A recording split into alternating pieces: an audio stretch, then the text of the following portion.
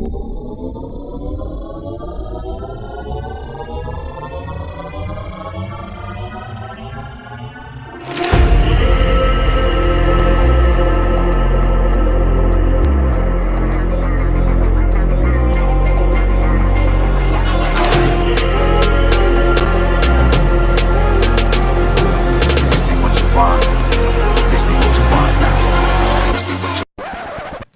mean, it's just more question you have to ask me in order for me to tell you about myself. I just can't give you a whole spiel. I don't even know where you're sitting at. This ain't what you want, bitch, I'm a fucking phenomenon.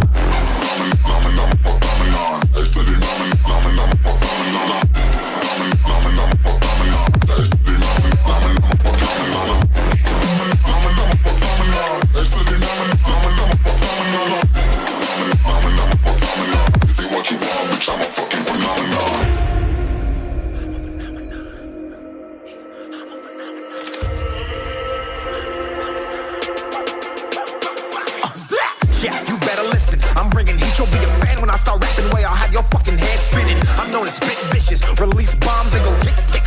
Boom, you blow me that head missing. I'm a phenomenon.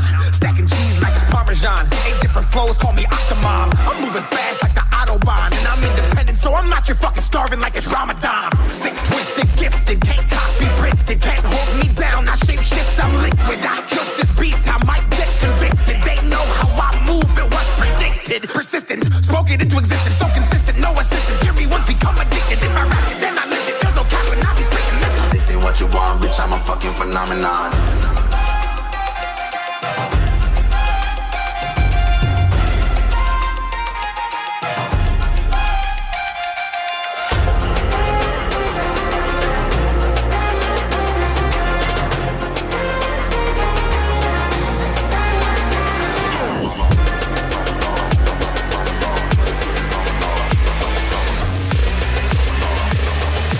This ain't what you want, bitch, I'm a fucking phenomenon.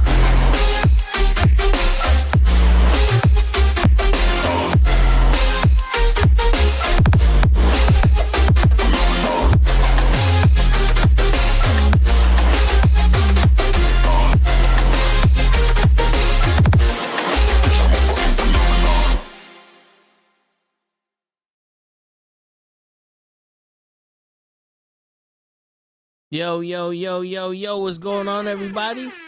The Knucklehead Sports, we in the building. We out here, we live. My guy Hutch is with me, the ex-analyst, the day-to-day, play-by-play man with the last word to say. If you don't like it, you can always walk away. Hutch, Stop what's the going bullshit. on?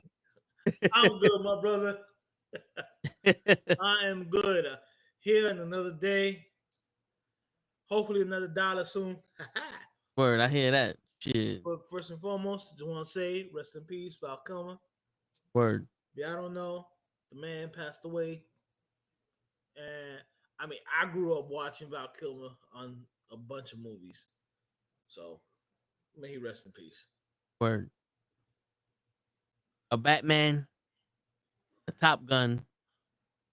A Doc Holliday. Yeah. I'll be your Huckabuck. Shit. There's not a lot of people I call friends. That's right. I had one of them. I'll be a Huckleberry. We chilling, Joseph. We chilling. What's up, Joseph?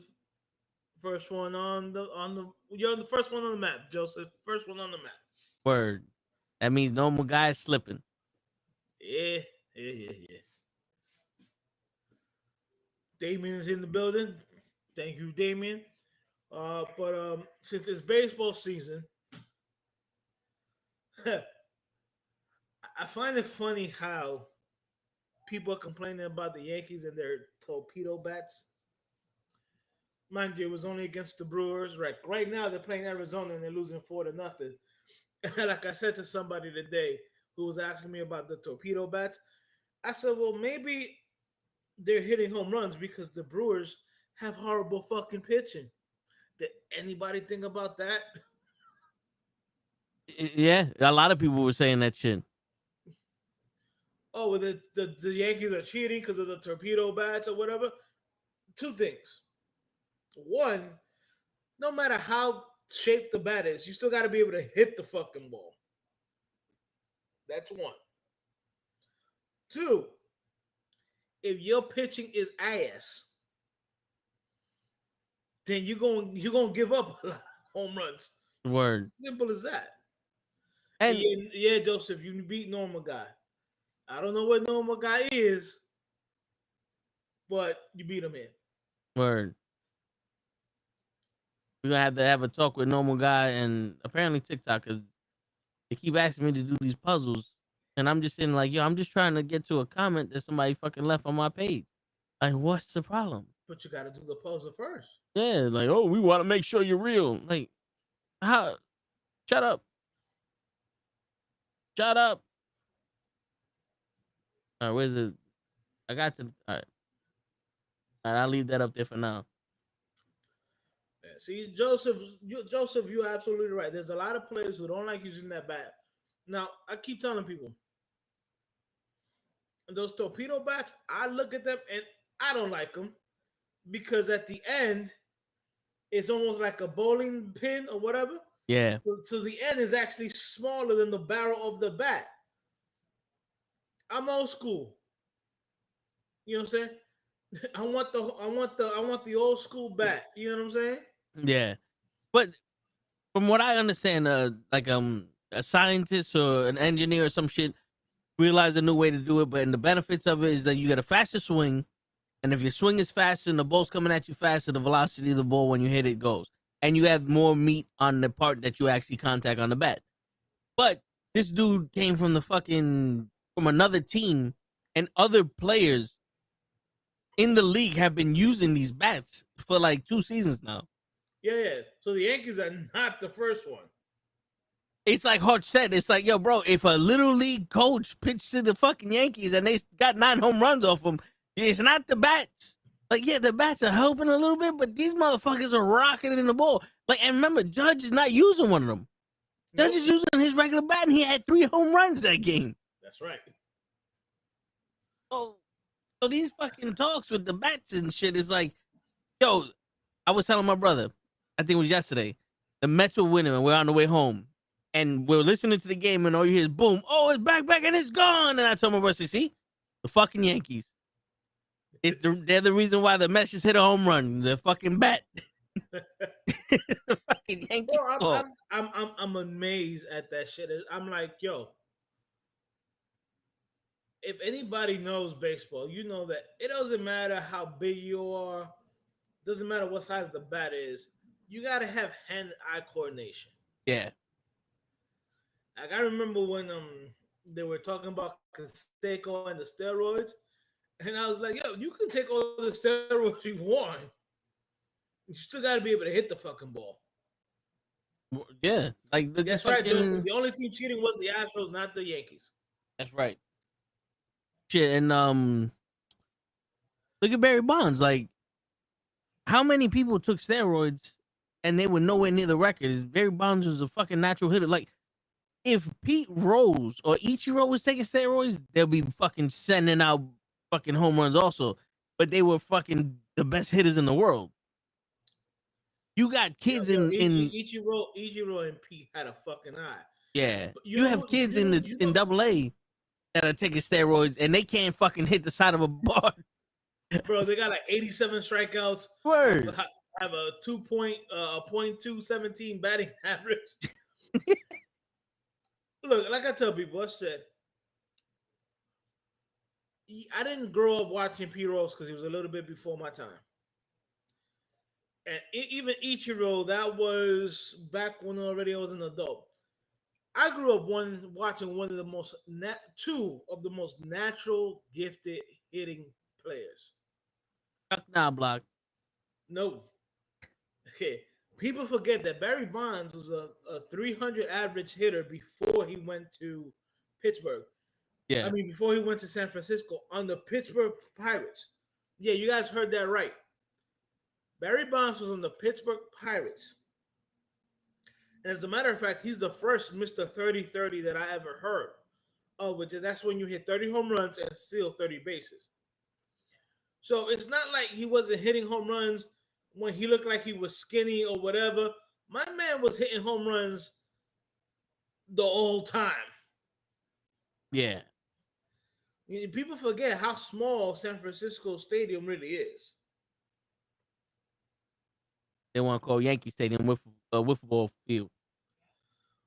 Bro, the San Francisco on that right field, bro, that's a small. There's a reason why Barry Bonds was hitting shit in the fucking in the water. All right, that shit is almost as small as Yankee on the right field. But it's just my whole thing is there's a hitter that a lot of people don't even hear of anymore. Okay, that's my man Tony Gwynn. If you ever saw Tony Gwynn, you would think he is the most unathletic player. My man was chubby or without there. But let me tell you something about Tony Gwynn. Okay? My man never struck out more than like 25 times in the season. Ever. That's one. Two, if y'all remember the Atlanta Braves when they had Glavine, Maddox, Smoltz, Avery, you know what I'm saying? Like those four starters that had on a team that could have been the number one on any other team. Yeah, my man, Tony Gwynn housed all of them.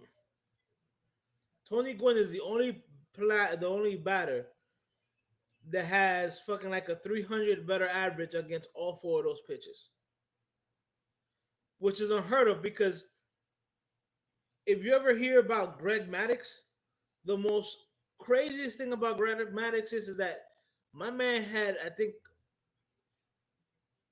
yeah, my man, he had like maybe like 20 walks in the whole season. Like, yo, my man just didn't walk nobody. You know what I'm saying? That's how great of a control pitcher Greg Maddux was, especially with Atlanta. Like, people forget he started with Chicago. Then Chicago let him go because he wasn't that Greg Maddux yet. Yeah. He became that Greg Maddux in Atlanta. But Tony Gwynn was a fucking beast. And people forget about him. But my man had an eye and hand coordination was ridiculous. All right, this is the only player that I know that flirted with hitting 400 a couple of times. Shit. And you know, it's funny. I was talking to my brother about this because I believe on the radio they were talking about the best hitters in the world, and I'm like, "Yo, how come no one's talking about Don Mattingly?" And my brother's like, "Oh, Don Mattingly was a good batter, but Greg Maddux was better." It's like, "Oh shit, okay." Listen, bro, I'm gonna tell you right now. Greg Maddux was a nasty pitcher. I'm Tony Gwynn. I'm sorry, Tony Gwynn was better. Oh yeah, Tony. Yeah. But and Don Mattingly was a great fucking hitter, but bro, Tony Gwynn was ridiculous. I heard a story about Greg Maddux. I actually mean the pitcher, where his catcher was talking to one of the guys, and he said Greg Maddux was such a smart player that he knew that he was playing this guy in the playoffs. So what he did was, it was like the bottom of the ninth, they're down by 2, there's 2 people on base. Greg Maddux threw a fucking curveball up the middle, and homeboy rocketed a home run off him. And Craig Maddux was like, all right, we're going to see him in the playoffs. And then the playoffs come, the same situation. Greg Maddux is like, he's expecting a curveball, and he just launched one straight down the middle, fucking fastball, like 100 miles an hour, struck homeboy out. He goes, he was waiting on my curveball. And the backcatcher was like, how the fuck you know that? He's like, because 3 months ago when I threw it to him, he fucking hit the home run. He thought I was going to do the same shit. And he's like, what the fuck are you talking about? He goes, 3 months ago, I set it up so that way he thinks that I'm going to throw the curveball to try to get him chasing. He thought I was throwing the curveball, so I threw that shit. And the catcher's like, I don't even remember you fucking playing this guy before. And you over here talking about 3 months ago, you set some shit up. So that way he's looking for a pitch and shit. Like, People don't understand how they take this shit to another level. Yo, there are some pitchers who would know exactly every at bat they had to get against a batter in the whole year, Shit. and that's what made him so great. Like people forget how great of a pitcher Nolan Ryan was, and I'm gonna tell you this, and this might shock you. If you grew up in the '80s and the early '90s, Nolan Ryan was the pitcher. Yeah. My man never won a Cy Young award.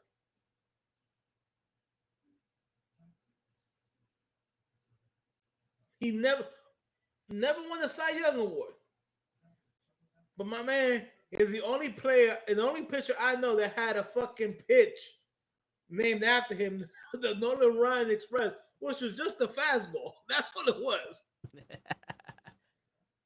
But it was called the Nolan Ryan Express. It could be because he's a Democrat. Now I'm just playing with you. That was from Cruz. But yo, I was just like, wait, he's never won a Cy Young, and I looked it up. He never won a Cy Young.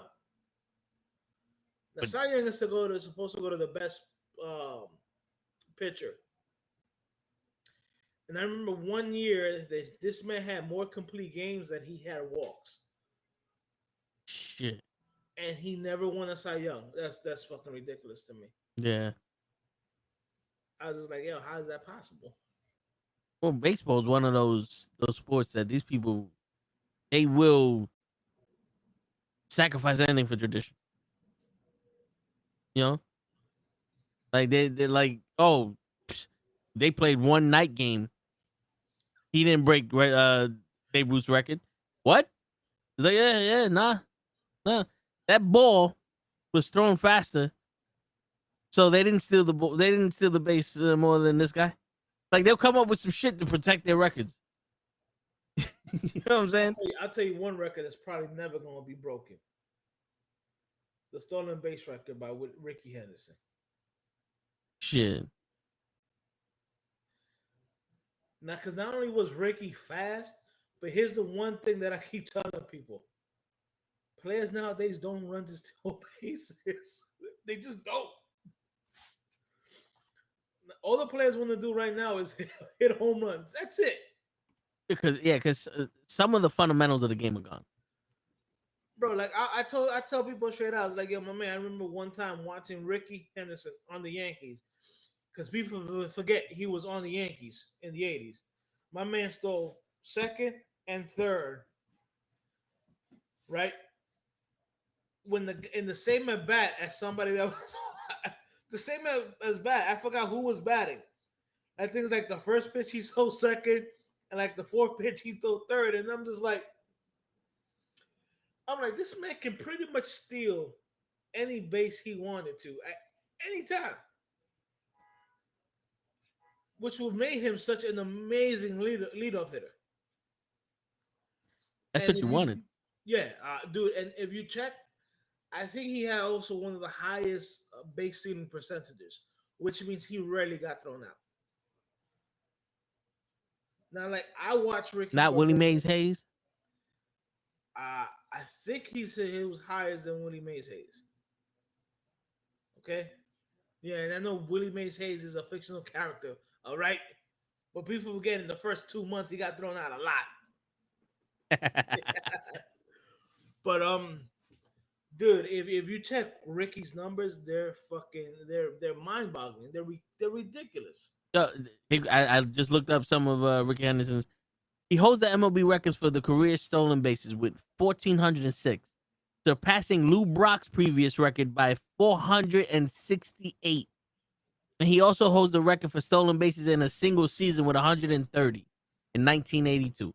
Yeah, I think he was with the Padres at that time in 1982. I could be wrong. Possibly. And it goes 100 plus steals in a season. Henderson is the only AL player to steal 100 plus bases in a season, achieving this feat 3 times in 1980, 82, and 83. Times caught stealing, 325. Stolen base attempts, 1,731. What's the percentage on that? Shit. That's ridiculous, my man. Yeah. That is a ridiculous percentage. Shit, yeah. There was only one person, there was only one catcher that I ever saw him throw out. That threw him out quickly, and that was Ivan Rodriguez, because that man had a cannon for an arm. Shit. In 1982, when he set the record for the stolen bases, he got caught 42 times, but he attempted it 172 times. God damn. It was almost like he hit us. He walked, put him on third. My man, here's how crazy that stat is, right? He had how many stolen bases? 130. 130. 130. He got thrown out 42 times. If he would have stolen 42, 12 more bases, he would literally had 100 more stolen bases than being thrown out. Yeah. That is ridiculous. Yeah. My man was a demon on the base pads. He was a problem. Straight up problem. You know, and only other person that I saw growing up that was like that was Ichigo. Ichigo got on first. You better keep your eye on him.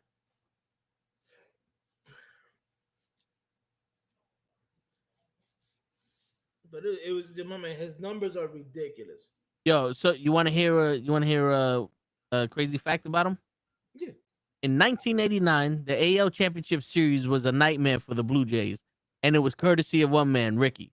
He was a one-man wrecking crew, stealing 8 bases and scoring 8 runs while hitting 400, with a double, triple, and 2 homers during the 5-game Athletics victory to clinch the pennant.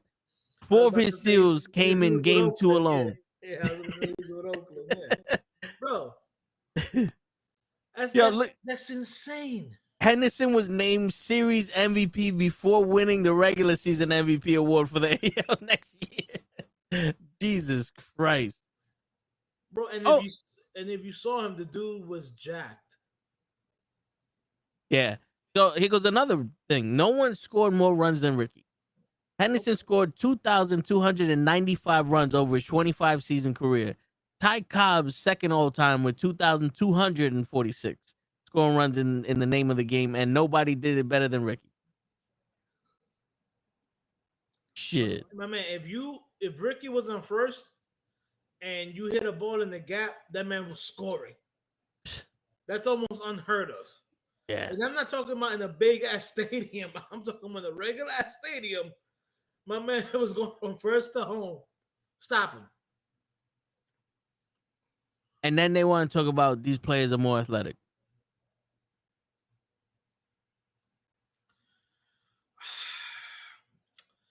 I would say the players nowadays are more in shape. And it's what I tried to tell Kryllzzz a long time ago. They're in better shape. I don't think they're more athletic. They're more in the caution zone. Because I know, to me, it's pretty athletic if you can go out and be out all night at the bar or at the club, drinking, whatever, and still come back tomorrow, the next day, and put up 30 points, a la Charles Barkley, Michael Jordan, a whole bunch of players in the 80s and 90s. I mean, fucking Dennis Rodman was in the middle of the finals. He went out, became NWO, came back and won the shit. And got married to Carmen Electra. In a dress. Like, what's going on here? Like, shit. Again, they might be more physically in shape. I don't think they're more athletic. I just think that right now they're playing the game that adapted to them. Because they changed the game. I think nowadays they're smarter and they use their money better than back in the day. Yeah, well, also, if you think about it, Damien, you're probably right on that too. Yeah. They they changed the game. The coaches are letting these players do a lot more shit that they want to do than they did back in the day. If you took a shot from half court with 10 minutes left in the game, they sat your ass down, no matter if you made it or not. Like, look at Pistol Pete. Pistol Pete was the first white man on the Harlem Globetrotters. He's playing for the Hawks, and they sat his ass down because he was making behind-the-back passes before Magic Johnson. They said, yo, this isn't the Harlem Globetrotters, bro. You play regular basketball here. Yeah. And they sat his ass down. Crazy. And it makes you think, like, yo, oh, but look at how this guy's doing. Look at this. If Pistol Pete was able to play today's era, it'd be crazy. Oh, crazy. It'd be crazy. You think that the game changed that much that he wouldn't be able to fucking pass the ball between your legs?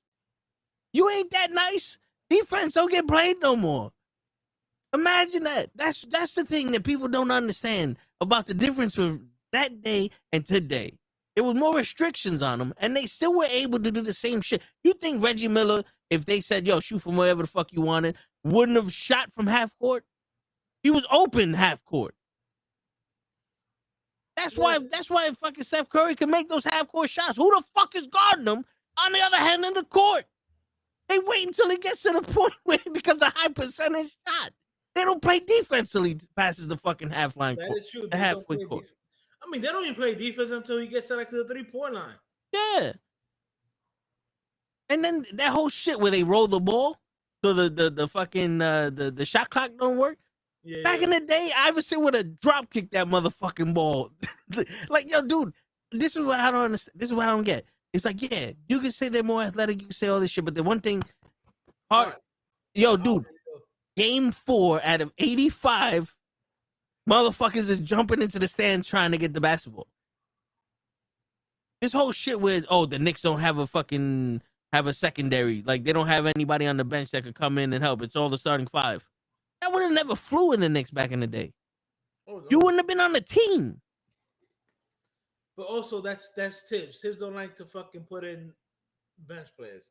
He has like one bench player, then that's it. He wants to run the fucking starters ragged, which is why I don't always like what Tibbs does. But it makes sense. You have them exhausted by the playoffs, so that way they can lose. Right. But I will give you this. You are absolutely correct when you say, and this is also another argument that me and Krills had. I said back in the days, the guys had more of a complete game. You had to have a more complete game, or you had to be a specialist. I'm sorry. Back in the 90s, you didn't have you had a 3-point specialist, but you had more of a defensive specialist. Yeah. That one guy that can guard the best guy on the team. And I don't know if you remember this, but they had a 3-point shooter on the Bulls. His name was Steve Kerr.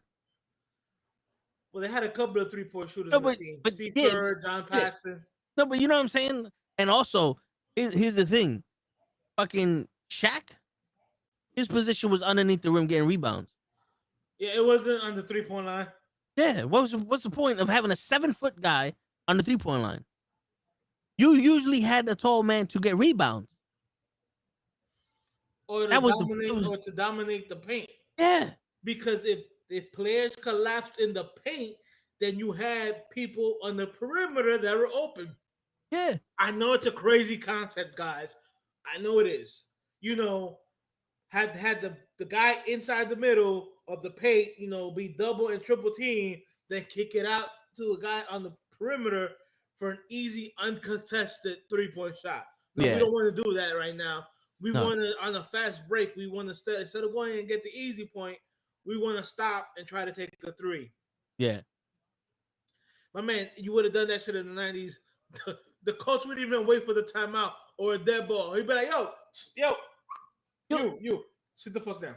And the crazy, like if you want proof of the way people played back in the day, you watch the All-Star game. The last time they were competitive, they played defense. Kobe shut down LeBron. Shut down LeBron. That's when they stopped playing defense because you can't disrespect LeBron. You know, dude, you had battles back in those days. Bro, I remember was I think And- one of Jordan's last NBA All-Star games.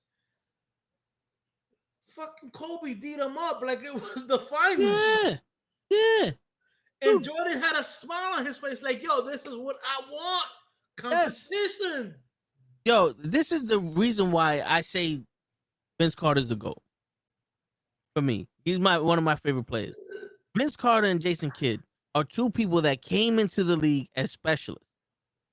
Jason Kidd was straight out, I want to get a triple-double with steals, assists, and rebounds. He didn't want to score. And he was a master assist person. He was a hell of a defensive player, but he had to adapt his game because he couldn't keep up with the defense when he got older. And, half of the people that he had on his team, you assist to, they're not fucking score. And he became a fucking 3-point specialist. He became an outside shooter. I mean, his first 5 to 7 years, boy was ugly taking the 3-pointer. Yep. And then his last couple years, he became almost like fucking wet with it. Vince Carter, another one. He came in like you kids, like Blake Griffin, came in, beautiful dunks. He's shooting the mid range and all that, but then he got older. He got a little slower. He couldn't jump as much as he did, and he adjusted his game. He started taking more shots. He went the Michael Jordan route. And Michael Jordan realized that, if I keep trying to drive the lane and dunk or layup or whatever, I'm getting my ass beat. Yep. I need to develop a 12-foot. Here's the craziest thing that people don't realize. The reason that guards are posting players up now, they learned that shit from Jordan.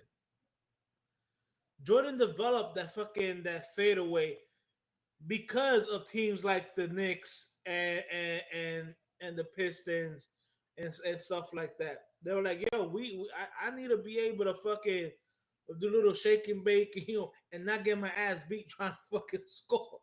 By dunking the ball. He had to last a 7-game series.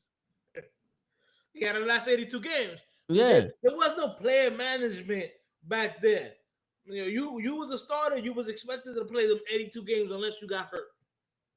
And so then Vince Carter became one hell of a scorer also outside of, in the perimeter and the 3-point.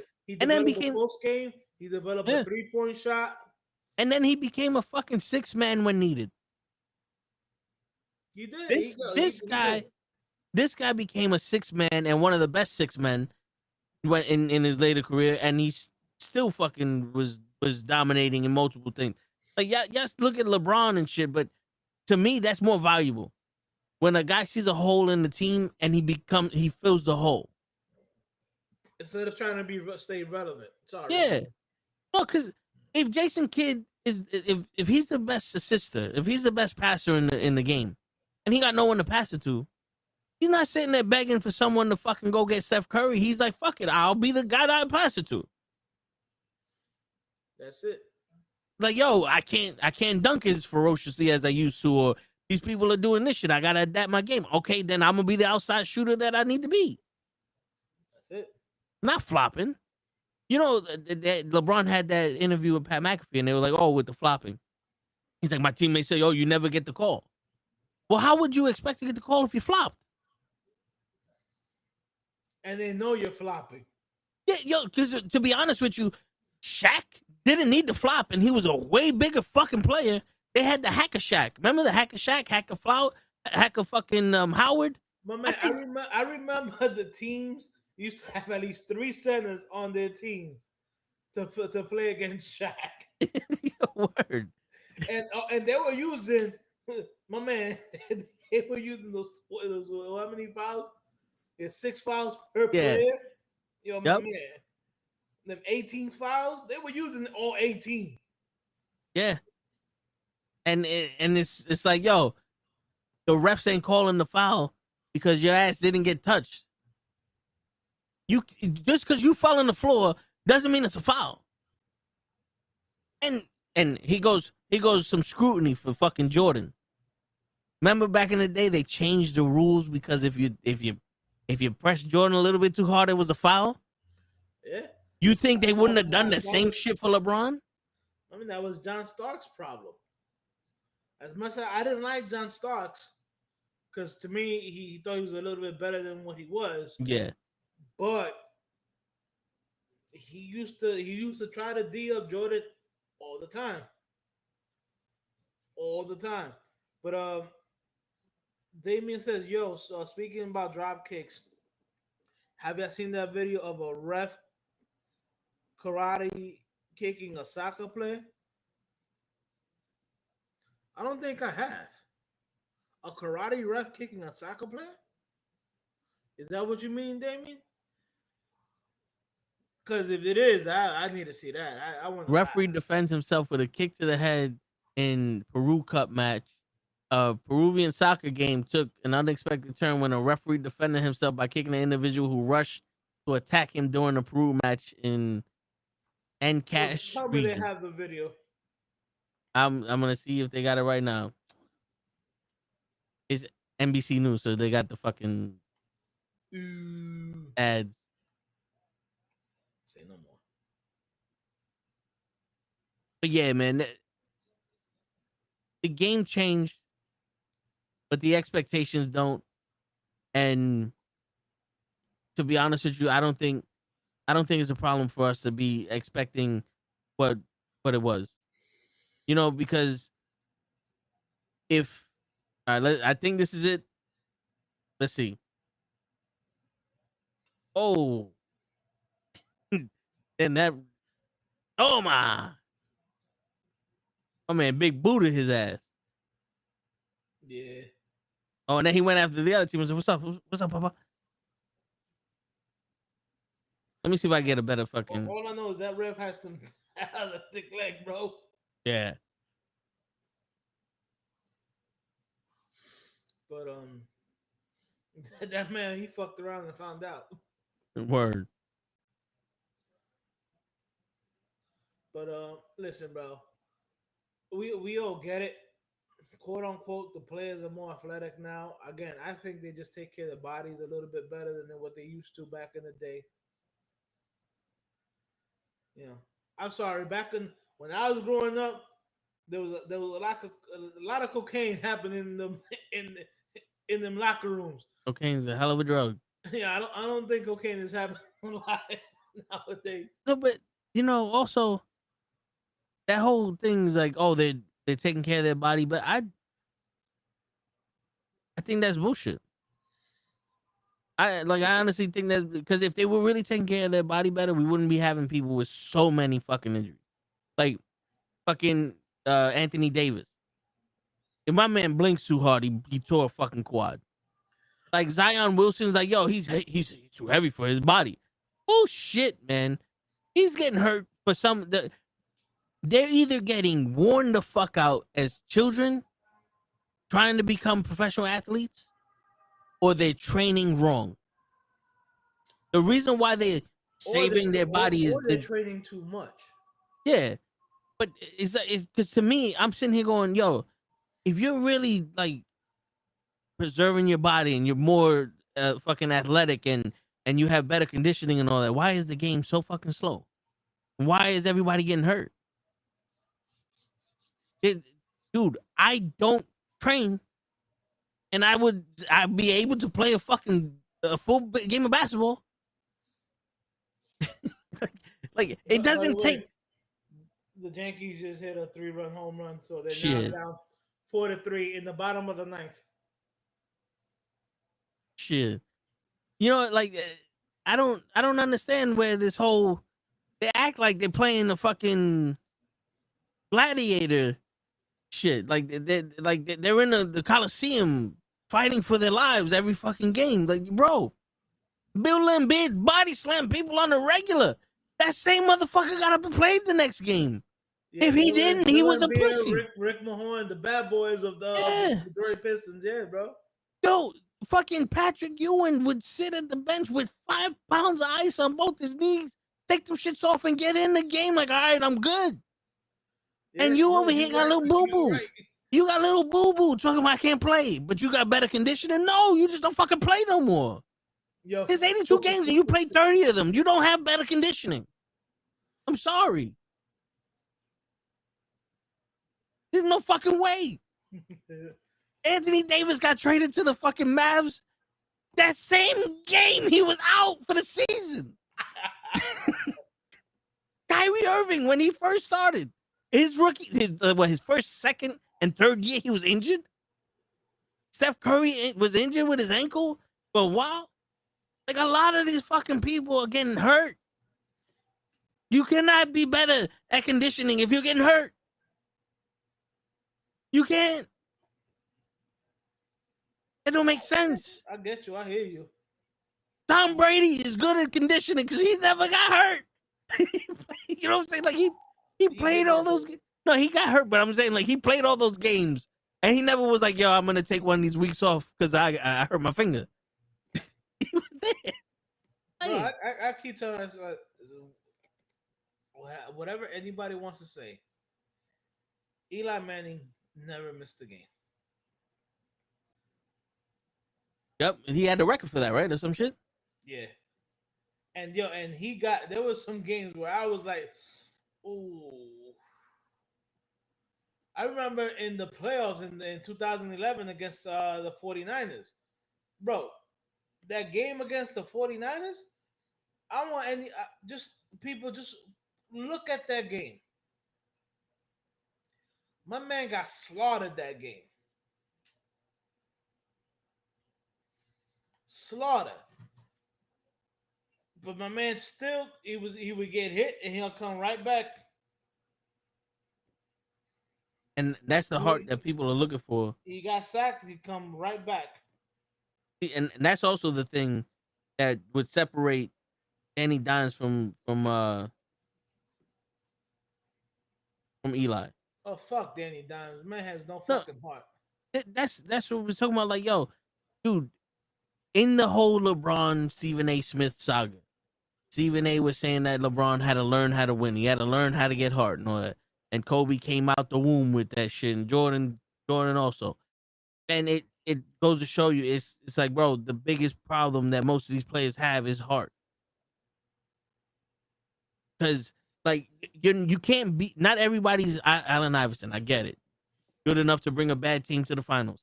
And he got one victory over the Lakers.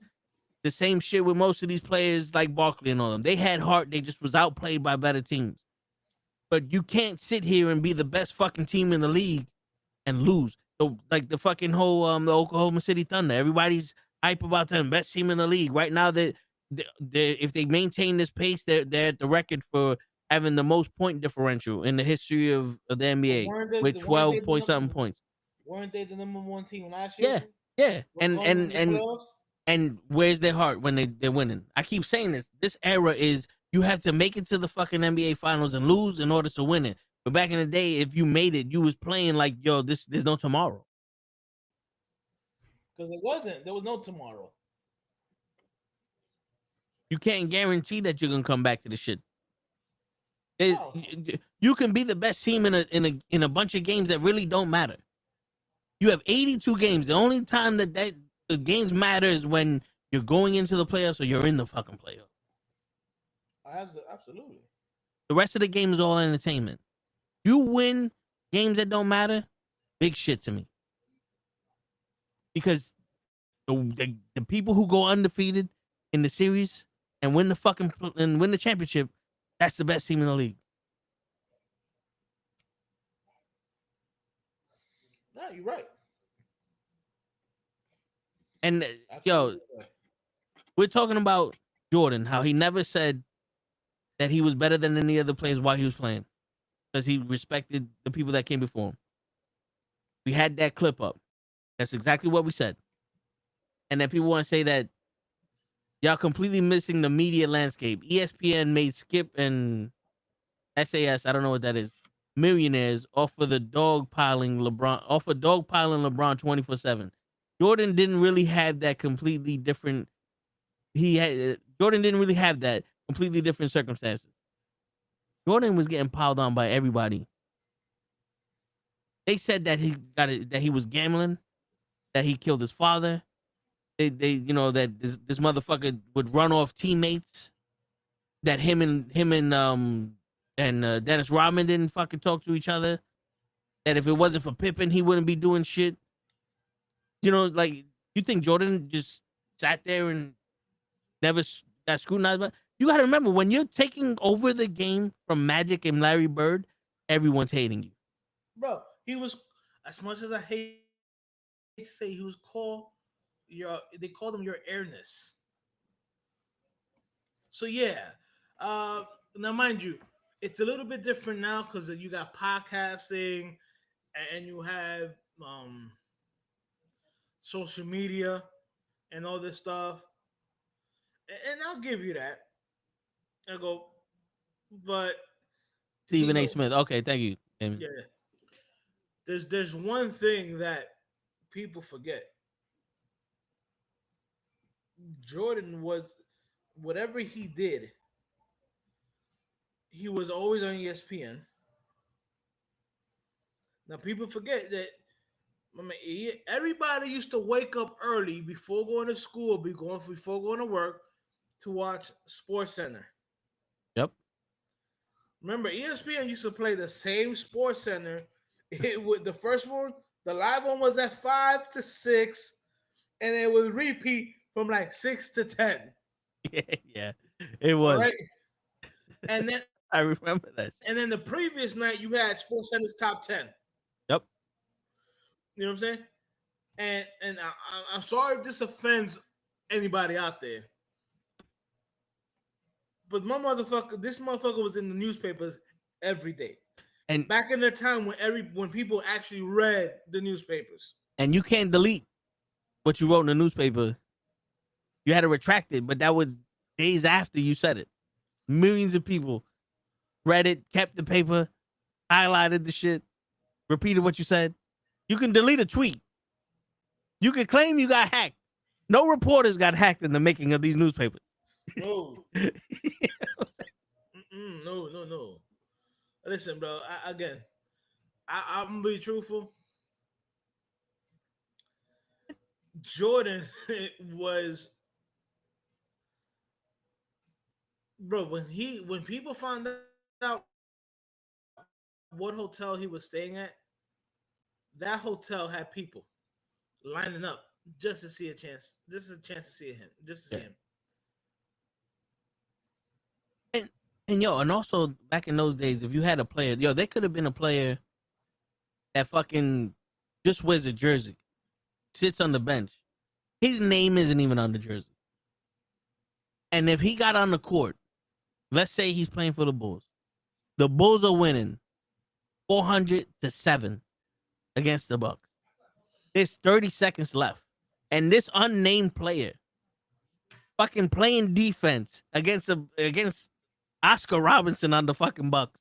And Oscar Robertson does a layup and scores 2 points. That unnamed player will be named. His social, his address, and death threats will be sent to that motherfucker the next day because he let someone score 2 points while they were up by 400. Yeah. That's how much people love their fucking teams. I'm gonna tell you the truth. And again, I have to say this because a lot of you guys grew up in a very soft era. Yeah. All right. Newspapers were fucking brutal. Good word. All right. Like people, there was no soft side. My man, you either had thick skin or you was not in the league. And this goes for all sports. Because if you sucked, there was no pampering talk about, oh, well, maybe he needs this or maybe he needs that. No, number 13 on the Bulls sucks. Yeah. Does not deserve to be in the league. That's how the newspaper worked. Like it was raw. It's not like nowadays we'll be like, oh well, maybe he needs some time to develop. It's like, nah, development is college. If you didn't develop in college, you're not coming into the NBA or the NFL trying to develop. You better not be. Word. That better not be Butters, baby. You know what I'm saying? No, it's true though. Number guy in the building. Mad late. But it's all good though. No, but yeah, yo, dude. And the thing was, let's say Stephen A. Smith, what he said that made LeBron so mad was, as a father, the shit that you're dragging your son into is causing people to say this, that, and the third.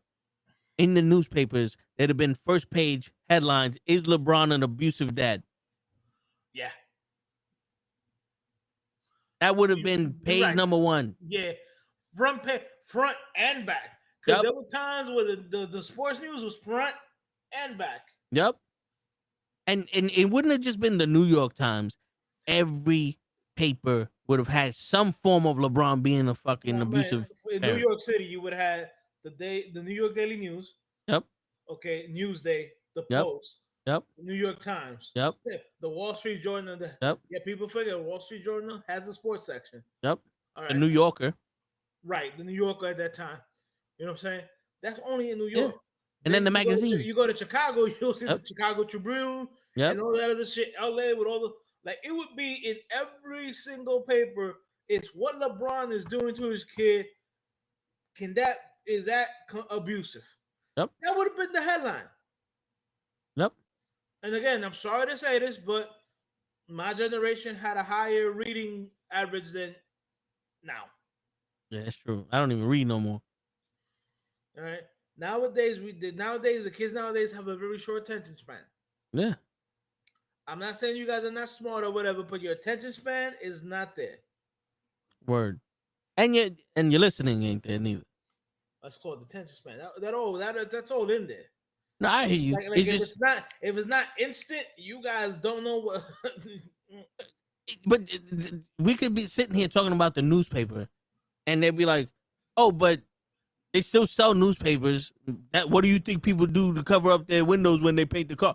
Like, did you hear anything we said, or did you just hear the word newspaper? Like what? Like what is wrong with you, bro? There's a reason why all newspapers have a website now. Yeah. You can literally go and click and read the article you want.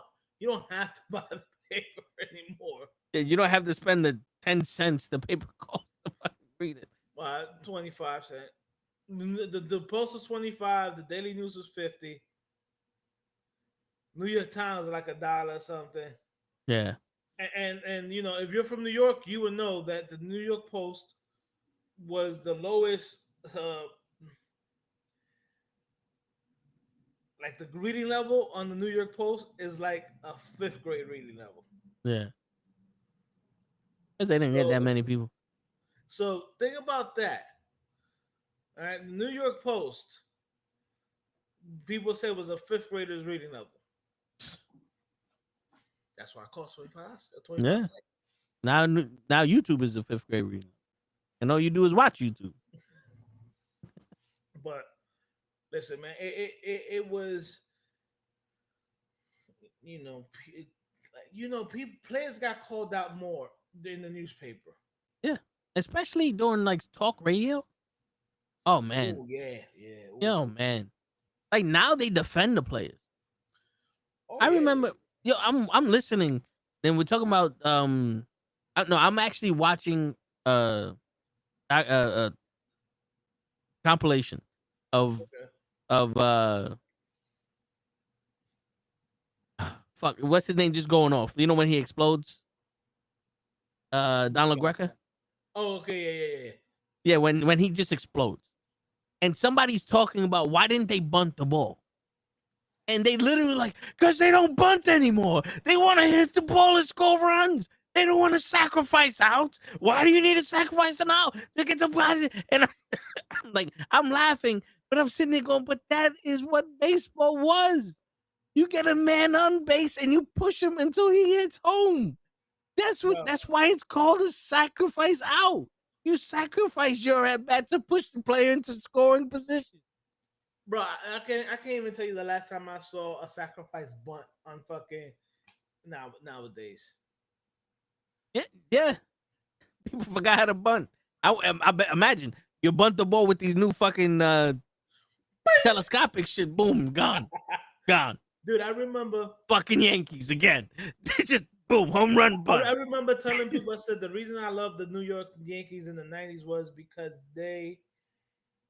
if you look at the team, like when in 96, when they turned that corner, actually they turned the corner in 95.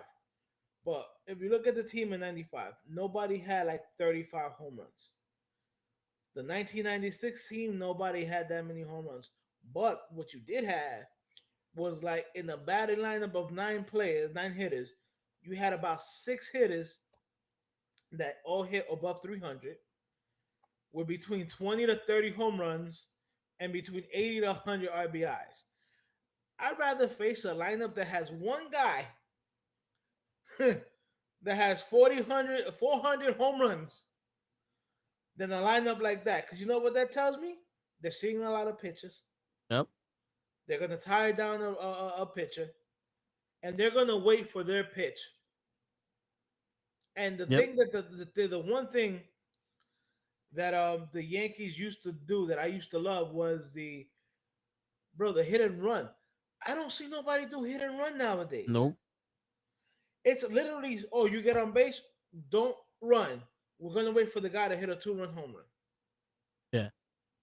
Meanwhile, the guy on first base has fucking, like if you do like in 2K or whatever the show or whatever baseball game, his speed would be like 99. And you would tell him, no, don't try to steal the base. We're going to see if this guy hits a home run.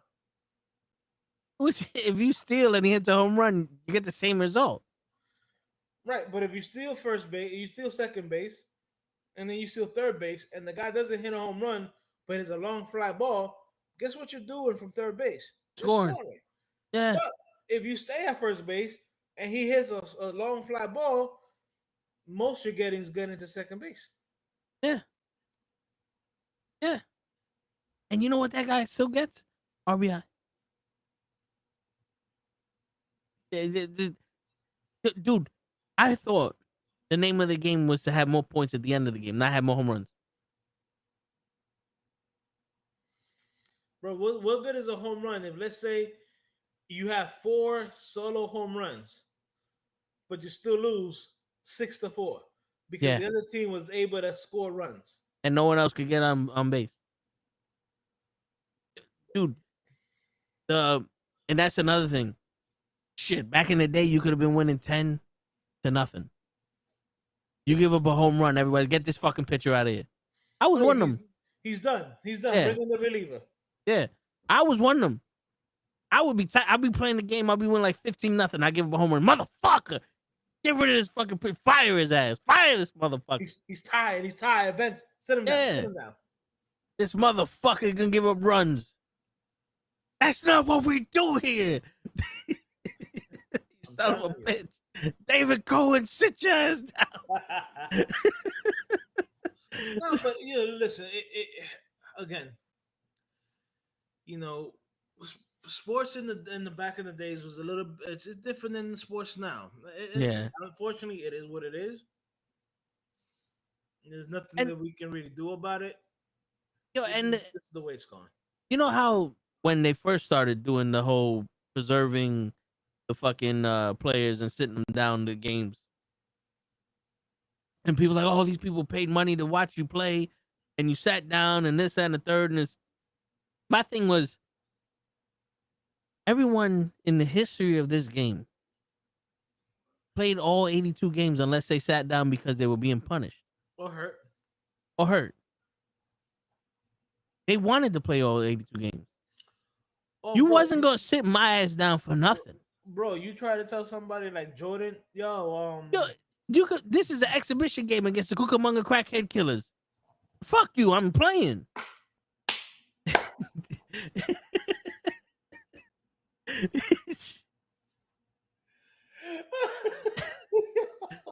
What was that team again? The Cucamonga crackhead killers.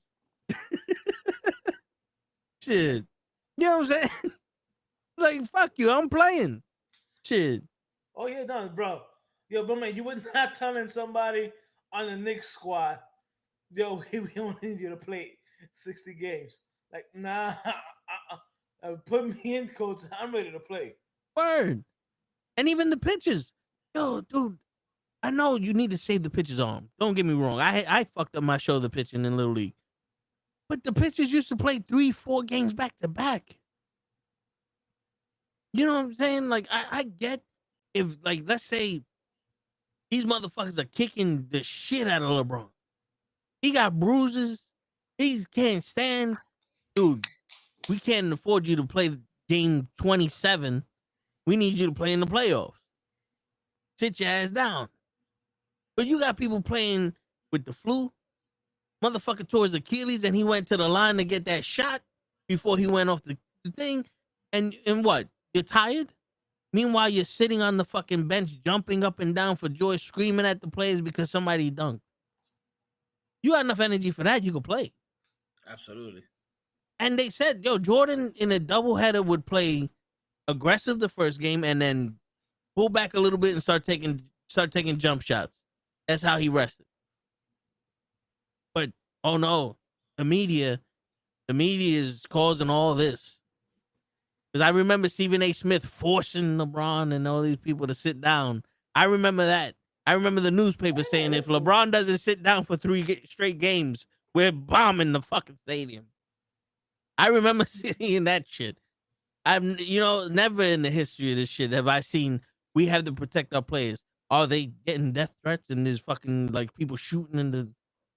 Because to be honest, we saw the Thriller in Manila or whatever. What they call that shit with where the basketball players went up and beat the shit out of the fans. Oh, the Palace at the Malice or the Malice at the Palace or something. Yeah. Like that. They weren't sitting down as much as LeBron was, and they got suspended.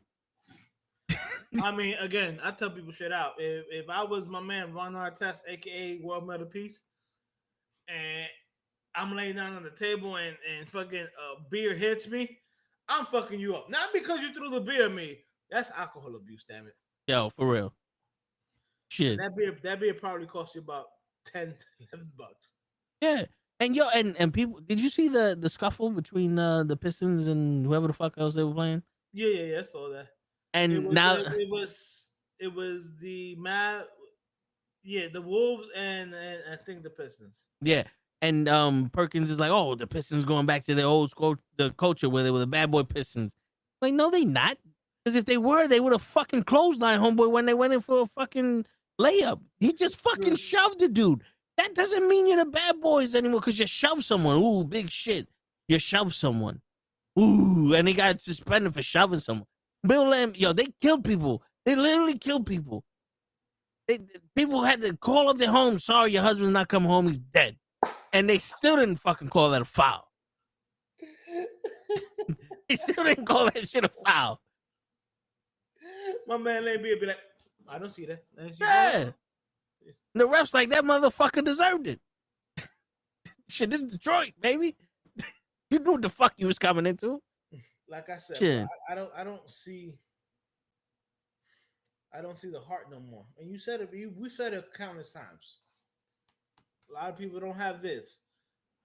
Now, mind you, a lot of them are all about this, and I don't disagree with it. Get your money.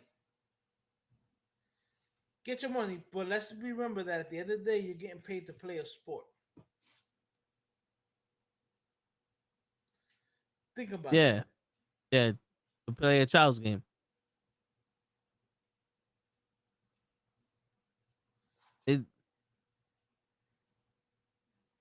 And that's what we're arguing right now. Who had it worse at playing a child's game? If you really want to talk about, oh, these guys are being scrutinized more than they did back in the day. Okay, Michael Jordan didn't make $1 million until his 8th season. Yeah, dude. LeBron James made $500 million signing with Nike before he played a game. I'm sorry. You can talk all the shit you want if I'm making that kind of money. Let somebody. Did you ever watch a documentary of how Nike had to decide to sponsor Jordan? Yeah. People, let that sink in. It went from should we even sponsor this guy to yo, his sneaker literally makes us millions Yep. before anything else. Yep. And he's still outselling people. You know, not for nothing. I know that has nothing to do with basketball, but you cement your legacy in whatever you do, right? True. Like, you know, let's say you retire from your job. Someone comes in. For a long time, they're gonna be held to your standard if you're the best. I'm the best. Yeah. And if whoever they come is like, yo, this guy's good, but I mean he ain't a hawk. What does that show you? That You're not as good. Yeah, it's like you're not as good as him, and if you are, you sure as hell ain't fucking trying. Which is a possibility. And also, they have this whole thing where they talk about these players are controlling their own narrative now. Sports players did not have the option. They didn't have the choice to control their own narrative. You forget. People are like, oh, there was no social media back in the day. If there was, you think that these players wouldn't fire back at the people talking shit at them? Of course. So the advantage is on these players that there's social media. That's not a disadvantage. Because now they get to talk back. They get to explain their shit. For years. Unless you're Kevin Garnett and have to like 13 burner accounts. No, the Kevin Durant. Yeah. No, I get him confused all the time. That's why I do so. But for years, people had to say that Jordan killed his father because of his gambling. You're telling me now? Let's be serious right now. You're telling me that that's not worse than yo LeBron. The spotlight you're putting your son is, you know, making people question your parenting. But LeBron got to deal with social media. Oh man, imagine fucking that fucking theory or that fucking rumor going around social media that Jordan killed his father with the gambling. Woo! Shit. My man. I remember it came out in the papers and they had private eyes and all that other shit. I was like, look, if his father had a gambling issue and he gambled money, that's on him. Yeah. And also the skater. Homegirl hired her fucking boyfriend and her friend to fucking Tanya Harding. Yeah. Where's that at? Where's that at? There's so much more. I could hear Nancy Kerrigan screaming, "My leg!" Yeah. My leg. Ooh. Yeah. You know what I'm saying? Like, yo, I'm not talking about any of the girls that got, you know, abused by their coach or whatever. But I'm just saying, shit was real back in the day. Mm-hmm. It wasn't, you know, oh, I can get my name out there because of social media. People follow me, and I don't really need to be the best. I just need to get my name out there and probably look the best out there. Absolutely. And sponsors will pay. It was, if I'm not the winner of this competition, no one gives a fuck about me. That's why it's instant gratification. Yeah, but the advantage of social media, Carmelo Anthony was better than LeBron, but because LeBron had a bigger name, he's Rookie of the Year.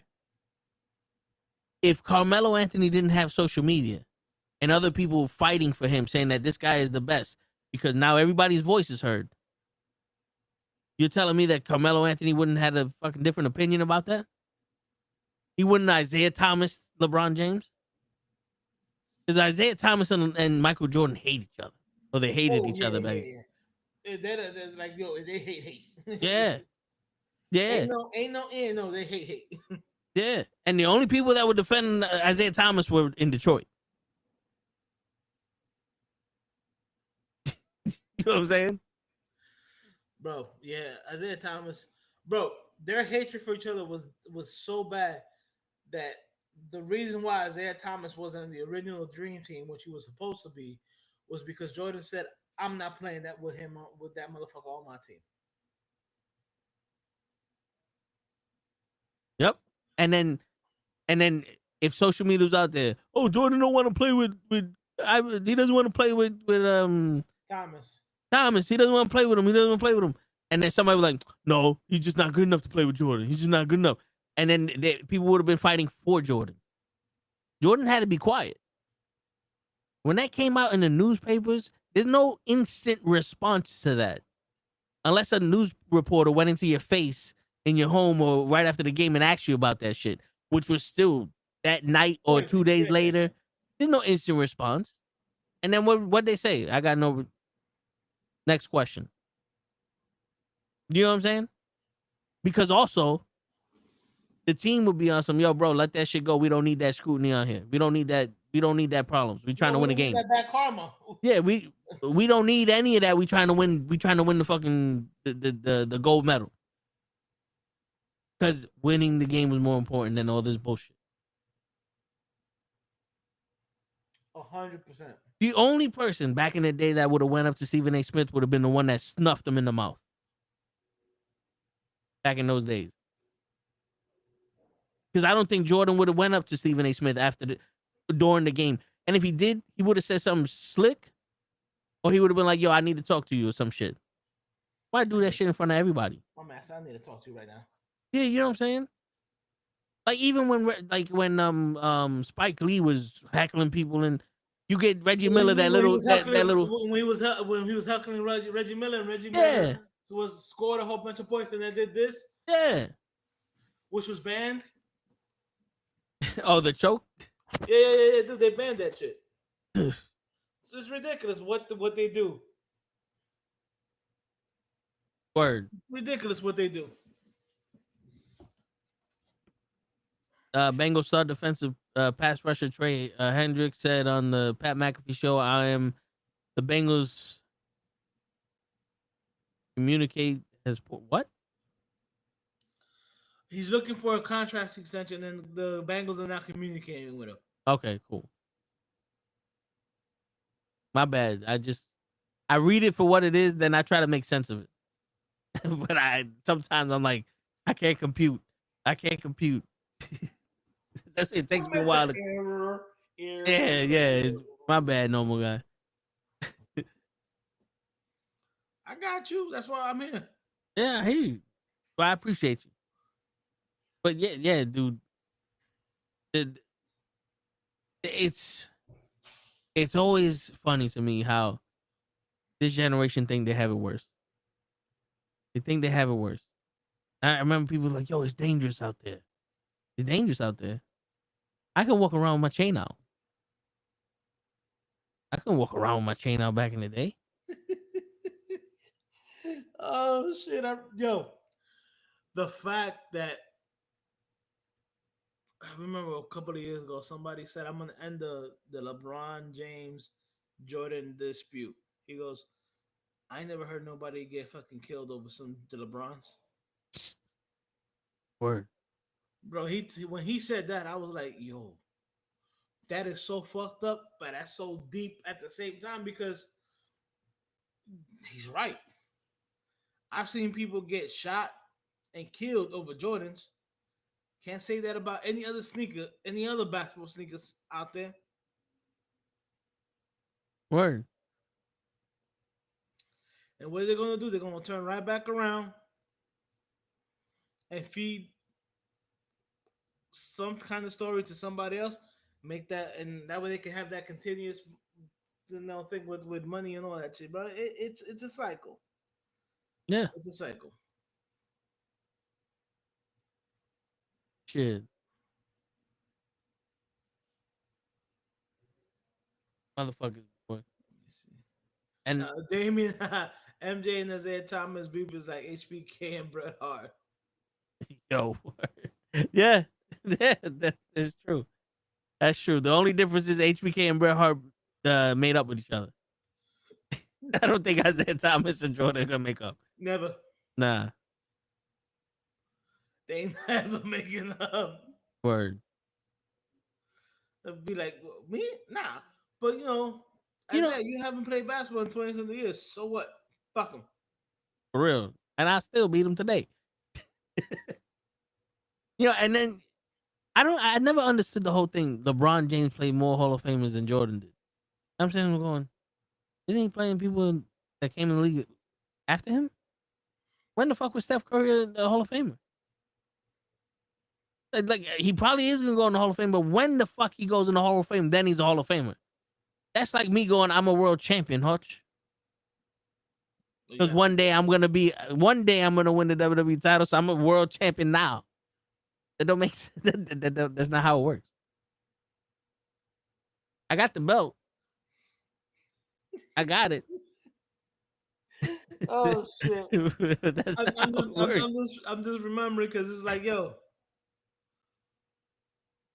like back in the day, somebody would have been like, you know what, man, fuck you, Yeah. and you can print that. It was,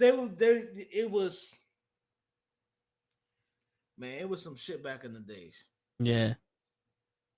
Yeah. Nowadays, you got too many rules. That's why a lot of people refer to the NFL as a no fun league. Like, how you gonna take away celebrations? With as hard as it is to fucking score a touchdown. Back in those days, when defense wasn't a foul. But you still had shit. You still had shit being done, bro. Yeah. Yeah, I remember. You remember the Miami Heat New York Knicks fight between Larry Johnson and Alonzo Mourning? Bro, that was a fight. Even though they swung and they missed, but that was intent to actually hurt somebody. And I remember Jeff Van Gundy and Alonzo Mourning's leg holding him. That was comedy gold. Because my man was like maybe 110 pounds soaking wet. Oh, let's see. I think I found it. Let me see. Oh, there you go. They're shoving each other. And he swings and a miss. And 14 punches. No, but Look at that Gundy on the floor. He's like, shit. No one landed a punch and I'm on the floor. He knocked me the fuck out. Get off me. Even the coach at that one point was like, get off me, motherfucker. Get off my ass. Look at this shit. One more time. Whoop, whoop, whoop, whoop. See, defense. Defense. That's how you knew they played defense. They played so much defense, they had good boxing defense. Shit. Shit. Motherfuckers was still playing defense while they were fighting each other. Like, come on, motherfucker. You can't hit me. Shit. You thought. You can't hit me. Shit. Yeah, that shit was funny. Shit. That shit was funny. My man said, you still got this. Okay, sure. Bro, they went at it back in those days.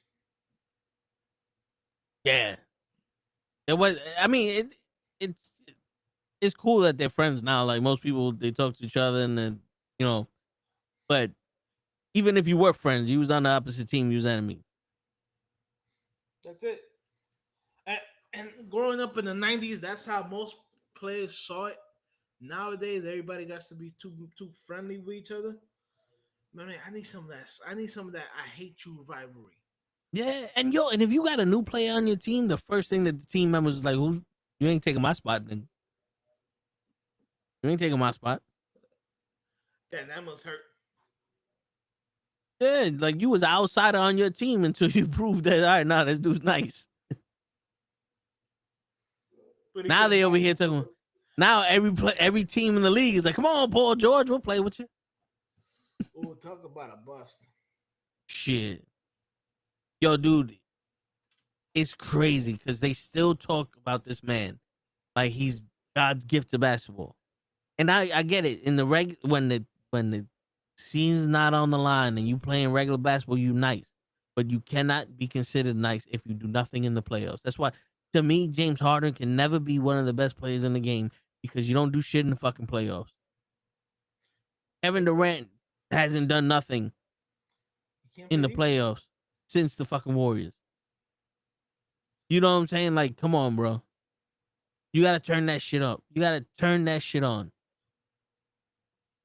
You want to sit here and talk about these guys are nice. Look at fucking Tim Duncan. Missed the basics. Winning fucking championships.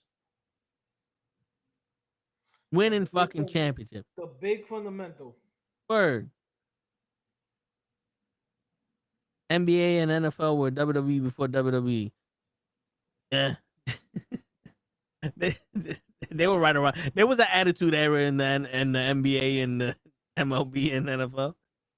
That was when cocaine was replaced. I mean, when painkillers were replaced with cocaine in the crack pandemic. Come on, baby. Let me get the ball. I need my crack. Joe Rogan, I smoke rocks. Shit. Wow. Yeah, but dude, it's that right there is ridiculous. And let me ask you a question. How athletic do you need to be to shoot a three? Not very athletic. All right. Because I can't even say it's all foreign because people are really just chucking 3-pointers from everywhere. Because I like to think that it's very athletic to go into the hoop with a layup, drop the shit underneath the defender, and then turn around and do the layup. That looks athletic to me. Running up, stopping, looking at somebody who's expecting you to go into the hole, keep running, going, oh look, for three, nigga, it's half court. You shooting from half court. We live, babe. What up, Kofi? Oh shit! What up, Kofi? It was just so crazy, bro. During the 90s, we had something called the Incredible Hulk. Shit. Hypnotic and Hennessy. Woo! Oh yeah. Wow. And PCP was a thing. Angel dust. Remember that was like the new shit. Kids was jumping out of windows thinking they were being attacked by fucking human-sized bees and shit. I remember that. Yeah. Oh, the fucking bee in there! Jumping out the shit. Motherfucker, what's your SWAT hand? Don't you see that big ass bee? Yeah. Motherfucker, R. Kelly killed more people before he did this shit on PCP. I believe I could fly. Motherfuckers just jumping in the sky and shit. Wow. Telling you. That's fucked up. The only drug we got now is social media and attention. Right. I mean, yeah. And protein shakes. and BCAs. Everybody now all of a sudden is just a fucking health freak. Taking all the shit that fucks up your liver and your kidneys. I put protein in my bananas. I put protein in my pancakes. You put protein in your ass? Yeah. You get a syringe, fill it up with protein powder and shoot up your ass. We call it the Vince McMahon. With the alcohol wipes. Yeah, that shit. When you share the needle, that's when you call it the Diddy.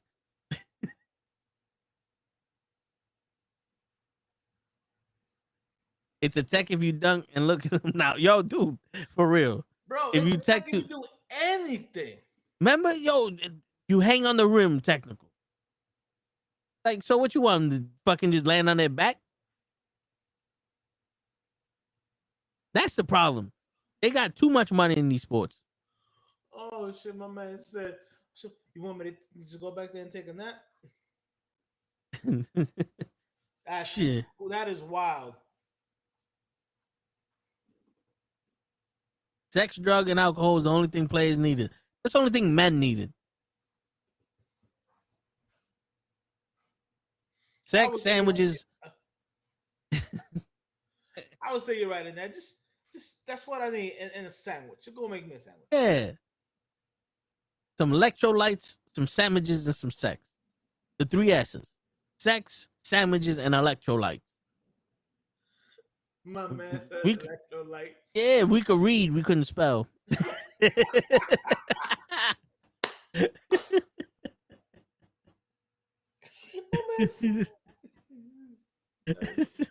Shit. Yo, I was talking to my boy because there was a video where the dude's like, is there, and there, and he's explaining all the different theirs and how you spell them. And I'm like, fuck you. This is the only country that got 17 meanings for one word. If you're gonna put so many fucking meanings into one word, just have it spelled the same way and just use context clues, motherfucker. There they go. There is where this is at. They're gonna come and fuck you up. Get it together. Like, you know what I'm saying. Use the context clues. I should not have to put an I where an E and this and that. Now I gotta learn how to spell 15 words to say the same fucking thing. Plane and plane. They got a plane in the grass. You got a plane flying in the air and a plain sandwich with no mayonnaise. Like, you can't tell what I'm talking about. Yo, let me get a plain mayonnaise. Oh, this one don't fly. Nigga, I didn't, what? I gotta mow that sandwich. No, nigga, what? You stupid? Oh, you done. My man said, let me get a mayonnaise sandwich. Like, what the fuck? Shit. I mean, listen, I've had some butter sandwiches. Yeah, Me too. Yep, me too. Mm-hmm. That was the shit back in the day. Oh shit, we got bread. Some butter in the motherfucker. Didn't even toast the shit, just straight out. You got anything else? No, that's all right. Cool. Yeah. That's it. Shit. We was more excited for the bread. We got milk. I'm gonna eat milk. Word. Remember, used to make it and dunk it in the milk. No, I'm not a dunker. What? Nah, I don't even dunk my cookies. I'm a person that my drink and my food are separate. Ooh, okay. Yeah. Because I need to drink. I gotta have a drink when I eat something. So do I. Yeah, but my thing, like, people are like, oh, it's going in the same place. Nah, I want to taste the cookie and I want to taste the milk. I don't want to taste cookie milk. You know what I'm saying? Nah. I'm particular. Look, I don't want that. I'm particular about my taste. Shit. Oh shit. So how about cereal? Oh no, I put milk in the cereal because that's what any normal human being is supposed to do. Now, if you had something like Cocoa Puffs, they were chocolatey. Yeah. And I ate the Cocoa Puffs. Were you drinking the milk?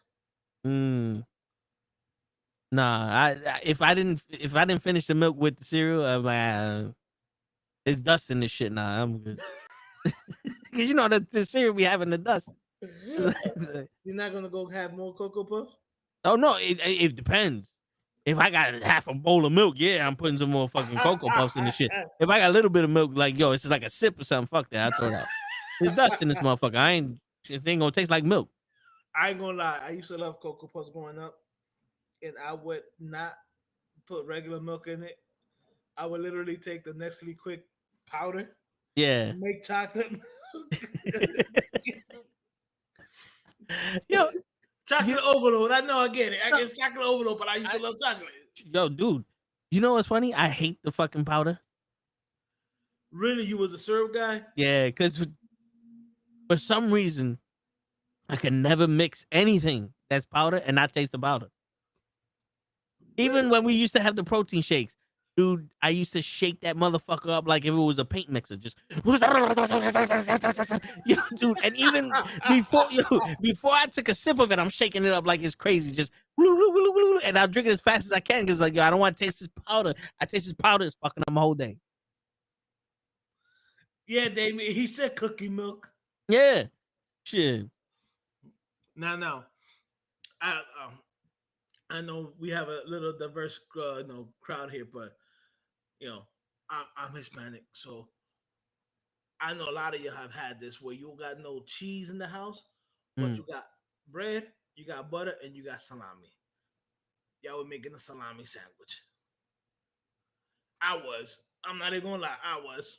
So, there was always mayonnaise, so I had salami and mayonnaise sandwich. Yeah, nah, I can't do that. Oh no, yeah. But you know what I used to do? To be honest with you, because I wasn't lazy, but it was when I don't want a sandwich. I just want something to eat. I would take the salami and have like 25 slices of motherfuckers, just roll the motherfuckers up. Oh, yeah, charcuterie. yeah. It was before charcuterie existed. I had my own charcuterie, or whatever the fuck you call it. Before women took the idea of eating cold cuts and fucked it up for everybody, I was eating it like a man. Right? You didn't need it on no special wooden board. My man Toe would take the whole salami and peel it and be like, "Ow." Yeah, put it in a little circle. Yeah, baby. Yeah, baby. Shit. Oh, you wild, bro. You wild. Yo, dude. Now you know how people expect overweight people to be fat, like they eat crazy. One of my homegirls, skinny, she was fit and everything. She's like, yo, you gotta have a bacon, egg, and cheese with cream cheese, and whatever. You never had that? No, but she got me one because I was like, what the fuck, dude? I took a bite out of it. I was like, this is alright, but this is some fat shit right here. Like this is some fat shit. Like I'm like, nah. I don't know how I'm this big. If y'all eating like this, I eat normal food. I don't know how the fuck I'm this big. Then it must be like Jesus made me. Notice and no disrespect, because my big people out there will be coming up with some shit to be like, yo, have you had this shit? But not for nothing, some of the crazy shit I've eaten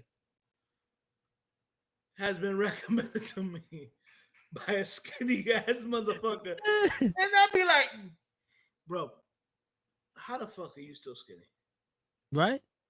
My man, you just told me to grab a slice of bread, put some bacon on it, put another slice of bread with some butter, put some more bacon on it, right? Take another slice of bread, put it on that one, put some more bacon on it, and then the top one, put some butter on it, and then squish it down. And I'm like, man, that's like 4 layers of fucking bacon. Hey, put that shit in between 2 slices of bread, you be good. I'm like, you know how fat you gotta be to eat 4 towering things of fucking bacon? Yeah. And the motherfucker skinny like this. Mm-hmm. I'm like, I hate you. Word. I look at that and I've already gained like 10 pounds. But, yo, that's another thing. People are like, oh, I love bacon on everything. Fuck you mean you love bacon on everything? Oh, put bacon in my ice cream, put bacon in this, put bacon in my coffee, put bacon in my bank account. I'm like, wait, hold on, time. Fuck you putting bacon in your ice cream for? Oh, it tastes good. You gotta try it. I'm not putting French fries in my ice cream. Like y'all motherfuckers. See, this is how I know you skinny people. I'm like, yeah, skinny people are disrespectful to food. That's the problem. They're disrespectful, and some of them need to be fucking arrested. You putting French fries or bacon in your ice cream. You fucked up. You fucked up. You don't know how to eat. I ain't gonna lie. I do something that is controversial. Uh-oh. And I gotta say it. Uh-oh. Yeah, I put pineapple on my pizza and what? Oh, shit. Well, is it Domino's? Yeah, but the thin crust. I can't do regular. Like I can't. Like, you know what I know? When I do Hawaiian pizza, which is ham and pineapple, yeah, I have to do it on the thin crust. I can't do it on the doughy. Yeah, it has to be on the thin crust. I hate. Now mind you, I grew up I'm Caribbean. I'm from DR. I grew up having Hawaiian pizza. Yeah, before avocados were invented. Okay, avocados were invented a long time ago. Yep, 2010. If you speak to everybody but Toe. Listen, I wasn't brainwashed. But I also grew up watching some people like literally have a pie with ham and corn. What the fuck? And I'm like, what the fuck? Word. I'm like, Mom, it's bad you got me eating fucking ham and pineapple, which I don't want. Taste it. I don't want it. Taste it. All right. Well, if you don't eat, you're not gonna eat. you know, that's a Hispanic mom for you. Yeah. Oh, you don't eat this? You would not eat anything else. Yo, back in the day, parents was not cooking more than one meal. You ate or you didn't eat. Yeah. Parents were cooking one meal for the entire family. Yeah. You don't want to eat? Oh, you don't like it? Well, I guess you're not eating. Word. And you'll be going in the refrigerator trying to get some fucking cereal. Yo, dude, my brother hates mayonnaise. And my uncle would be making tuna fish. That's my man. I feel you. I hate mayonnaise too. My uncle be making tuna fish. And my brother's like, I don't want to eat it because my uncle would almost shove the sandwich down his throat. Now, was your uncle making tuna fish? Or was he making mayo with tuna fish? I make you put the can of tuna fish in the jar of mayonnaise and shake it up. He made you put a good amount of the mayonnaise in the tuna fish. My brother eats tuna fish with, if you pass the spoon over the top of a closed mayonnaise jar, that's enough mayonnaise you need. Oh. Like, my brother makes tuna fish sell the jar of fucking mayonnaise.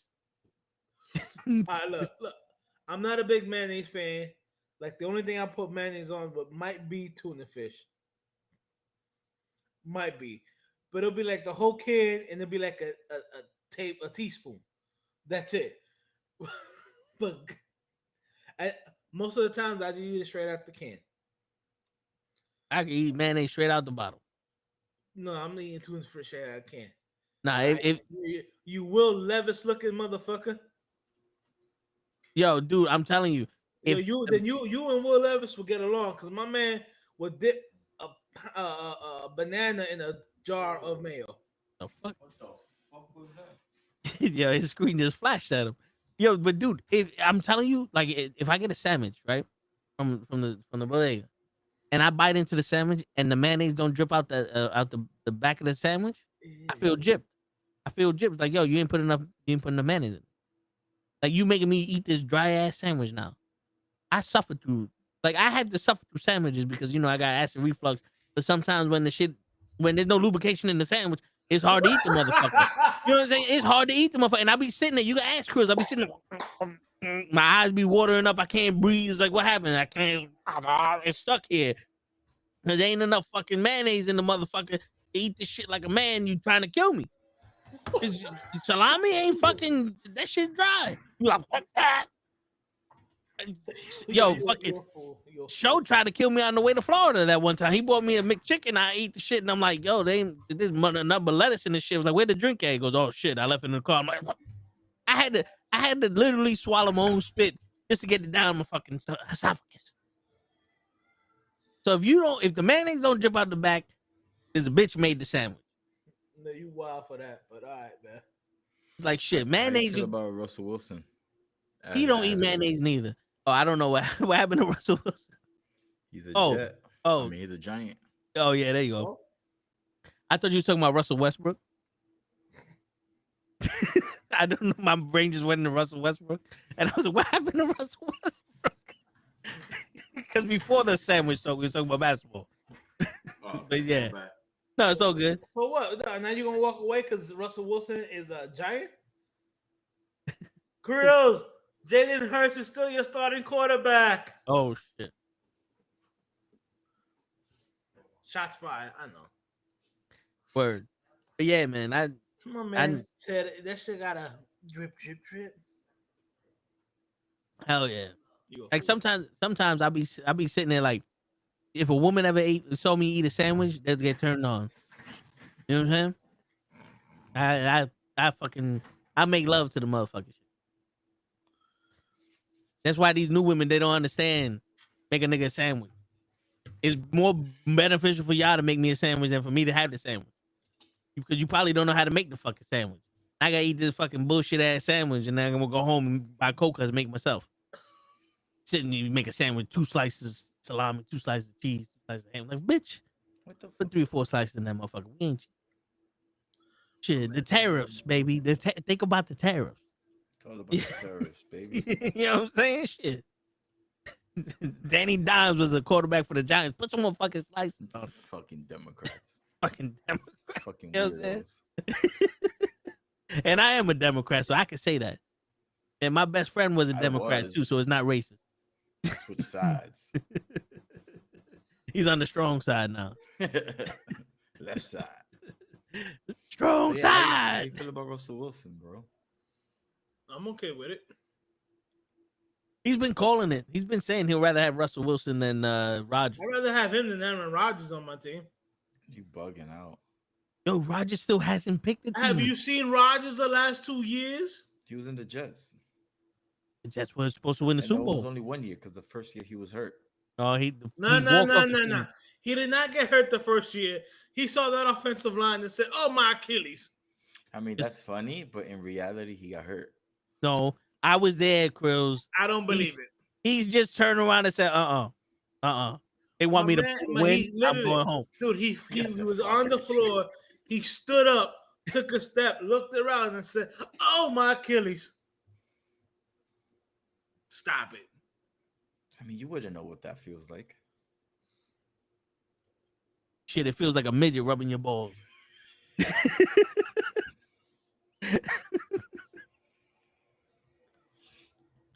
Bro, you forget it. Yeah, I didn't have an AC. I didn't have an Achilles. I had an ACL injury though. That's fucking slight work compared to Achilles. But they didn't name a warrior after ACLs. Like, Yeah. there isn't a Greek Oh God. god.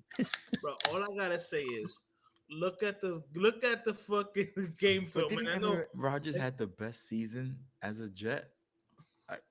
Didn't he break records? Hold No. on. Yeah, I swear to God. No, his numbers were good, but I Just think didn't translate to wins. no. So we looked it up. Russell Wilson had similar numbers to Aaron Rodgers, and he played 7 less games last year. Because remember, Show was like, "Yo, you gotta look this up for me because I don't know why you would want Russell Wilson over Aaron Rodgers," and it was very similar. You really think Russell Wilson's ready for? He's not ready for New York. Yo, Sierra's booty's ready for New York, so Russell Wilson gotta be ready for. No, Sierra's trash. But her booty ain't. He had goodies at one point. At one point, Yeah. Russell Wilson, yo, New York is gonna chew him alive. That locker room is gonna chew him alive. He's on that church shit. He's only there for 1 year. And don't you got Simon Miller? Who's the guy that Simon Miller? Stop ducking me, motherfucker. Jason, You think that you could hide from me? Winston. Yeah, him too. Jameis Wilson. I was more excited for Jameis Winston. I mean, He's a he's not turnover gonna- machine. he's not gonna win games, but he's gonna launch that fucking ball. Yo, bro, Russell Wilson completed 51% of his passes over 20 yards last year. What was their record this year? Us? 1 and Yeah, that was like 3 and and 13. We had fucking What's that 3 and mean? 14. If he Remember, wasn't we with had- us when we we had was 3 Dan- and we had- 14, we had don't Daniel cheer when we go fucking 4 Burger and Jones. 4 and 12. What happened? you said if he wasn't with us when we was 3 and 13, don't be with us when we're 4 and 12. What the fuck? Yo, but that's progress.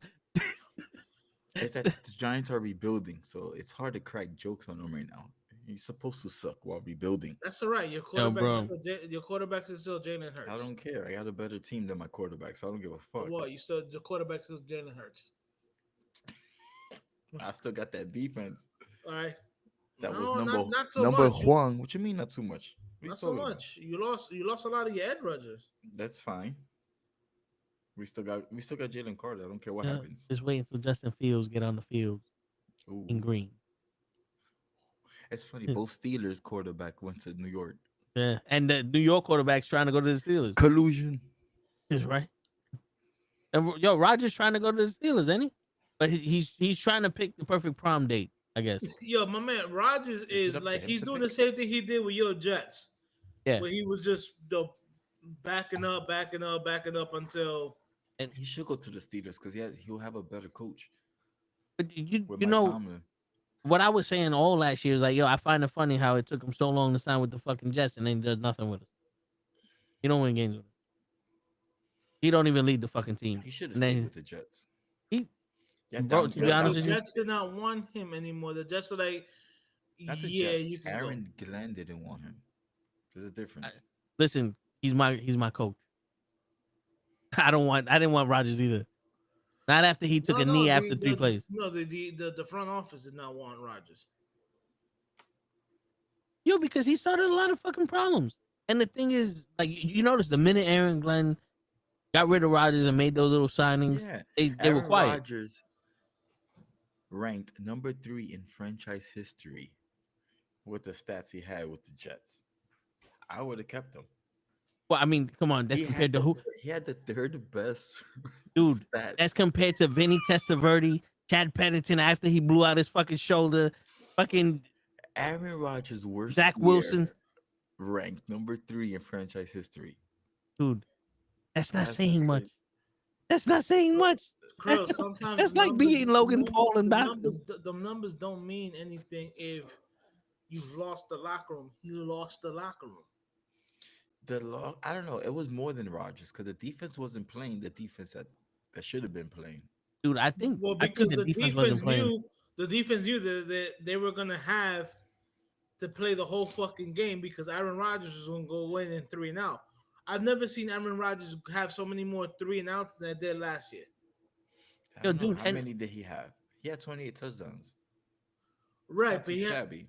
Right, but if you look at his touchdowns, none to Garrett Wilson, but yeah, but I think that's what, and that's another thing. If you How look you at have his, your star players and you don't even throw to them? If you look at Rodgers' stats, his touchdowns came in bunches and short yards. Because I think Russell Wilson had what, 18 touchdowns last year or some shit like that with 7 less games. 7 games. Yeah, but the thing with Rodgers, for me at least, it was one of those things. He brought his own team and neglected the young stars that they had. If I was on the defense, I would pull a Lawrence Taylor on this motherfucker. What, break his leg? No. Any given Sunday, you cut his Hummer in half, or maybe Aaron Rodgers, you cut his Prius in half. You know, because he got the alopecia. You remember Lawrence Taylor broke Joe Tyson's leg in real life. See? He faked it. You can't fake that. Let's fake it. If there was social media back in the days, an Achilles, he faked his leg being bent 3 ways. I think Aaron Rodgers sprained the trombone is connected to the Achilles. Dude, we all seen Kobe tear his Achilles, stand up, walk to the free throw line, drain a free throw, and walk out of the arena. And he never spoke about, I'm coming back in 4 months. Aaron Rodgers was helicoptered out of that arena with gold-plated cast around his fucking leg. He's like, yo, I'm coming back in 4 weeks, baby. We're going to win the Super Bowl. I'm making it to the playoffs. He made us play an extra fucking year with Zach Wilson. If that's not a fucking problem to you, Krills, then I don't know if you know Jets football. Okay. Not Zach Wilson. Word, motherfucker.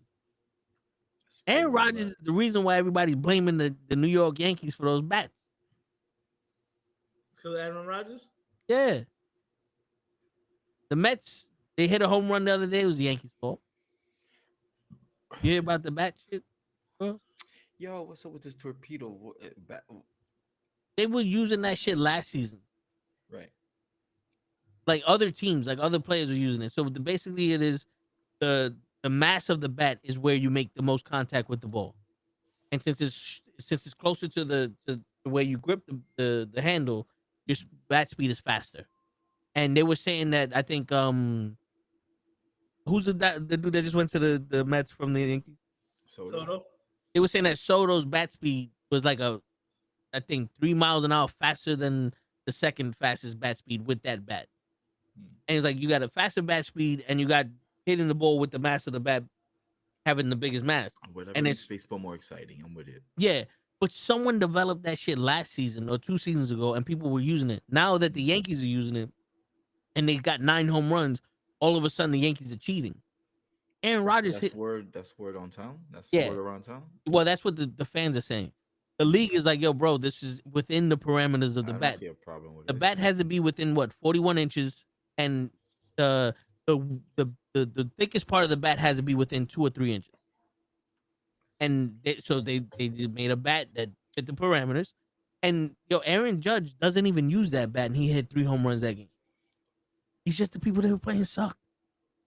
No, Milwaukee just got banged on the other day too without the Yankees. Like They've been getting mollywopped since game 1. They had like 42 runs on them in like 4 games or some shit like that. That's like if a boxer was fighting people, right? And he gets his ass kicked. He lost 3 fights in a row, and then he fights Mayweather. And Mayweather beats the ever-living shit out of him, and people go, Mayweather's on steroids. No, he can't fight. I think Milwaukee's that team this season. Like, yeah, they need the Angels in the outfield. Everybody's smacking them. And every pitcher's getting smacked. I'm gonna say they need Angels in the outfield. Milwaukee's in the outfield. Yo, for real, they need that. Yeah. Damn, that sucks. Pray for Milwaukee. Word. But they need that shit. But dude, it's making us talk about baseball. Yeah, I was talking about it with my boy, Prime. He was like, "Yo, the Yankees are starting off high. They're on some shit." Yeah. And then when Milwaukee got smacked, by I forgot who, it's 10 runs on them, and we spoke about it again. I was like, "Yo, I think just Milwaukee is just bad this year, or they're off to a rough start, bro." Oh 'Cause yeah, God damn, it's Yeah. like double digits every. That's funny. That's fucked up. Yo, real quick to basketball. Nikola Jokic, I heard, dropped 60 when against the Timberwolves, I believe. Can you confirm that?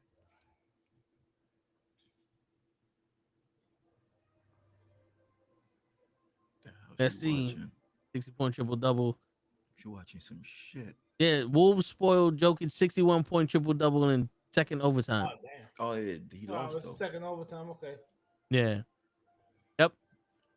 Nikola Jokic scores career best 61 points in double overtime loss to the Wolves. Damn, Man. and he lost. Those suck. When you have a Yeah. career day and you lose, that hurt. He That stings lost a little by bit. 1. Oh, He battled through 53 minutes on the court in a damn. 140 to 139 double overtime loss to the Timberwolves. The big dude is in shape. Damn. He had 10 rebounds, 10 assists, and 61 points. This nigga's crazy. I don't like the guy, but that dude he just makes it happen, bro. Yeah. And I don't know how, because you could watch a whole Nuggets game and you still don't know where he gets all these points from. In the paint. It's like, how? Dude, it's I've crazy. seen a whole game that the Yeah. historic triple double. I've Yeah. seen that game from like second quarter on, and that you still don't notice it. It's like, how Yeah. the fuck he did that? We was talking, me and Hodge was talking about back in the, earlier in the episode, we was talking about how the game is different. Like you played your position, you had the guy that could shoot threes. Shaq was underneath the basket getting rebounds. They weren't in the 3-point line. If you put somebody underneath the fucking rebound, you passing the ball as tall and dominant as Jokic is, he's getting fucking 60 points. Yeah. There's no one there to guard him. Everybody's on the 3-point line. He's like the last purest center, but he's not as pure because he be shooting threes. Yeah. But he's a paint guy.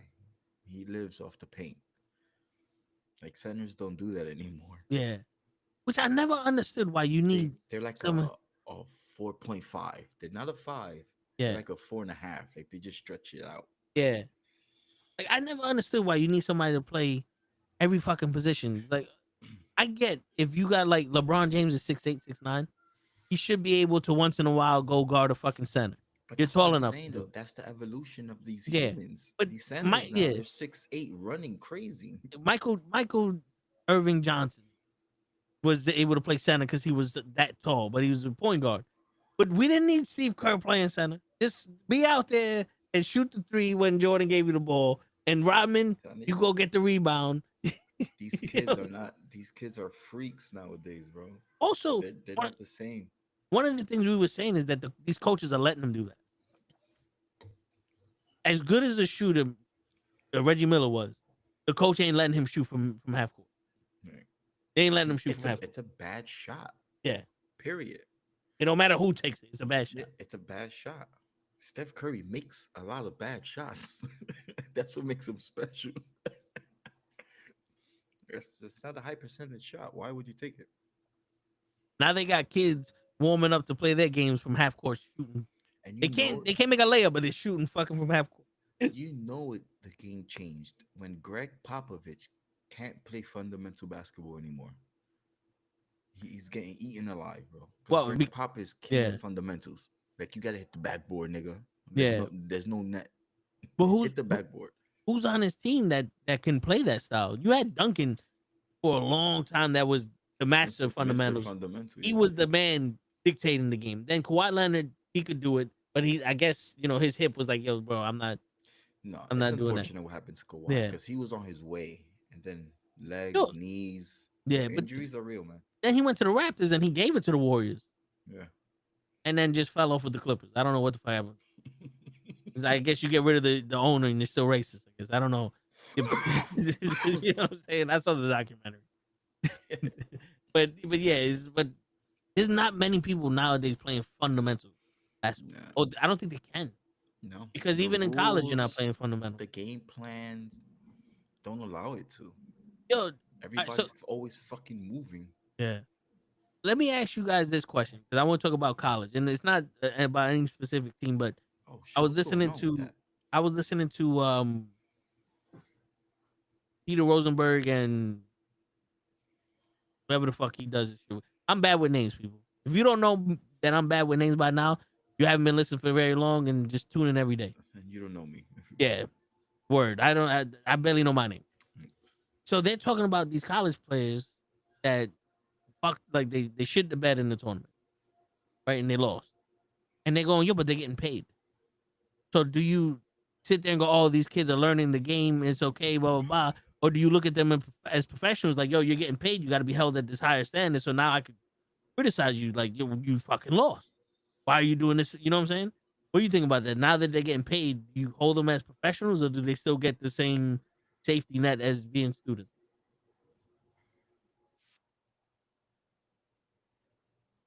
They're still playing against other college kids.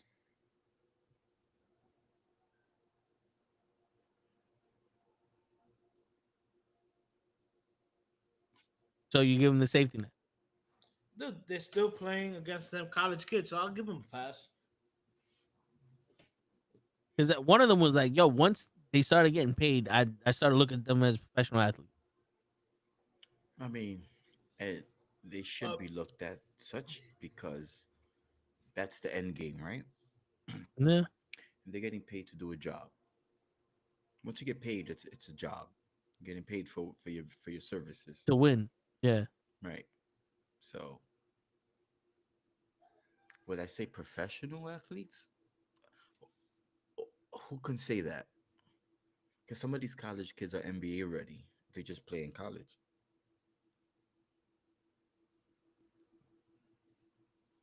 Yeah. But hey, look, I'm all Listen, for everyone getting their money.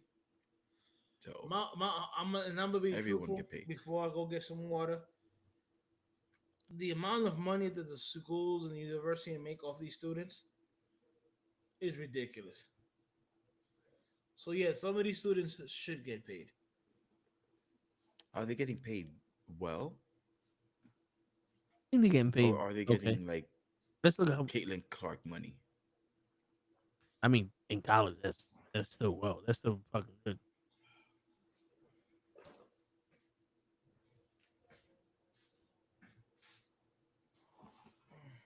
How much in college? I All right. don't know what's going on with March Madness. Like I don't know who's supposed to take it all. Who's who? Like I don't Okay. know. So college athletes don't receive salaries, but they can earn income through name, image, and likeness, and NIL deals, scholarships, and potentially direct payments from universities under recent settlement.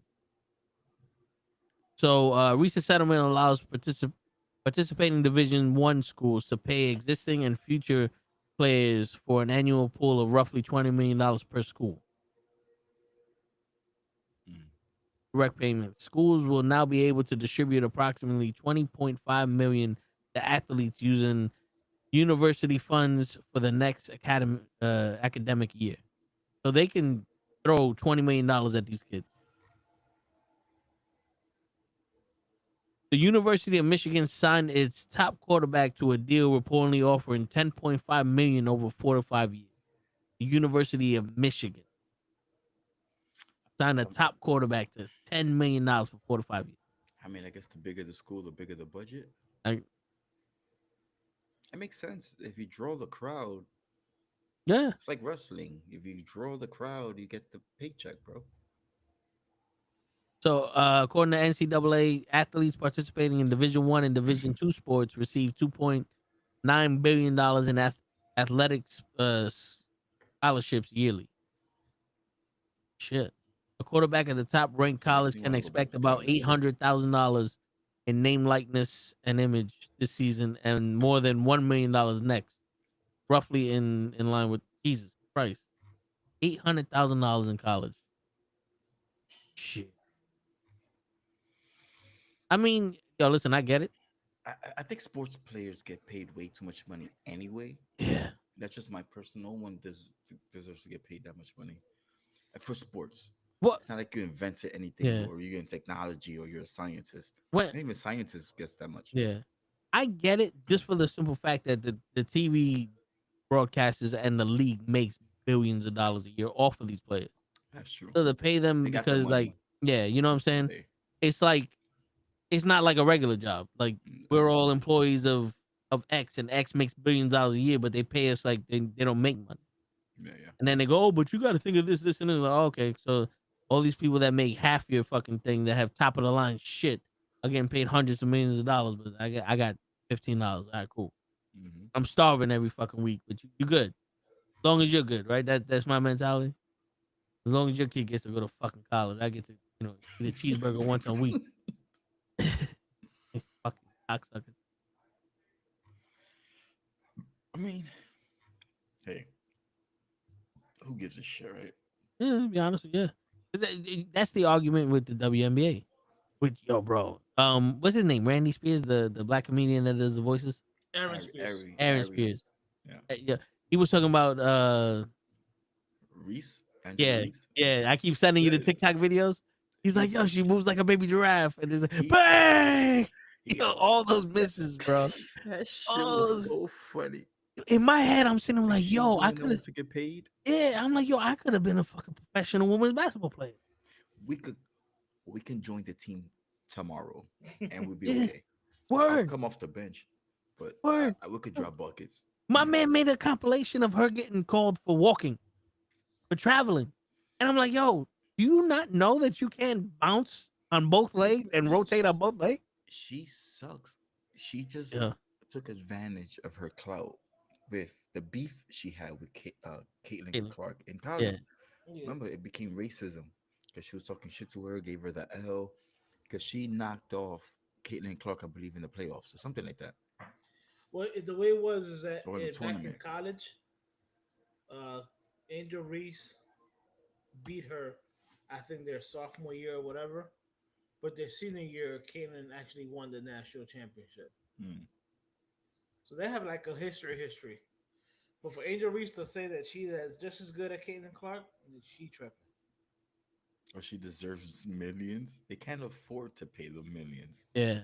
even if they do The- deserve the- it. Because the Caitlin Clark, WF I think, deserves 2.3 million Yeah, contract. the But she's WNBA blowing up doesn't that even money. make millions. Yeah. No, but it's true. Like, if it wasn't for Caitlin Clark, people would not be talking about WNBA. There's at least some eyes on WNBA. At Yeah. least more eyes because I re- of her. Yeah, I remember the WNBA back in the fucking 90s when it was like fucking Lisa Leslie Lisa and Leslie and Sparks. the New York Liberty was doing their thing and all that.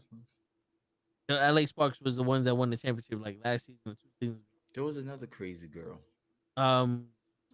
Coach keeps talking about it. Who's the other Lisa fucking Leslie. legend? There was another one. What It's not happened? much of them. The female basketball player. She keep men- dunked it. Not Brittany Griner. She's No, more she famous plays for now. going to Russia. Yeah. Yeah. Who was criticizing Caitlin Clark? No. Back in the day, she was a good women's basketball player back in the day that people were talking about. There was a couple of Cheryl Swoops. I remember Cheryl Swoops. Yeah. You have she didn't play in the WNBA, but the pioneer of the women's thing would be Cheryl Miller. Reggie Miller's sister. Yeah, Reggie Miller's sister. She was that good, or it's just because it Oh was no, she was that good. her brother? Okay. She taught her brother how to shoot. She scored 100 points in a game once. That was what even Reggie says that shit. Habibi, what's going on? Hold on, I'm trying to see. Nah, let me see. Bibi I says mean, hi. back in the It's good, heyday, Habibi. you had the girl from UConn, Taurasi, is it?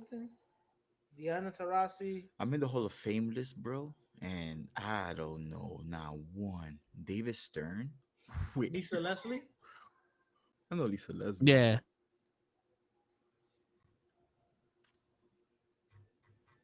David Stern would be in the Hall of Fame because he was the commissioner when they created the WNBA. Huh? Really? Yeah. Oh, He was, look at he that. was still the he was still the commissioner of the NBA. And this Parker. Lisa Leslie got inducted 2015 to the Hall of Fame She's the most famous one I know. by far. And she was also in movies and shit. By far.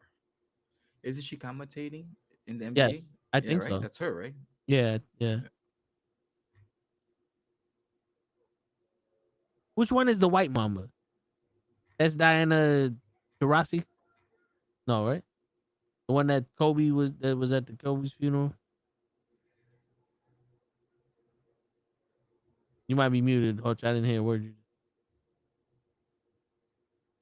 I have no I idea. said that might be Diana Taurasi. Yeah.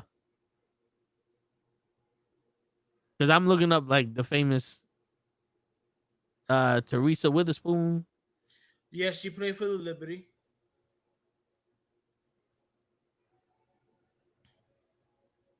Carol Miller. But she's a Trojan woman in basketball. So that's college. Cheryl Ford. Remember her? Oh. Cheryl Ford. I know Cheryl Swoops. Yeah, Cheryl Swoops is a different one. They spell it different. Like one's with an S, one's with a C.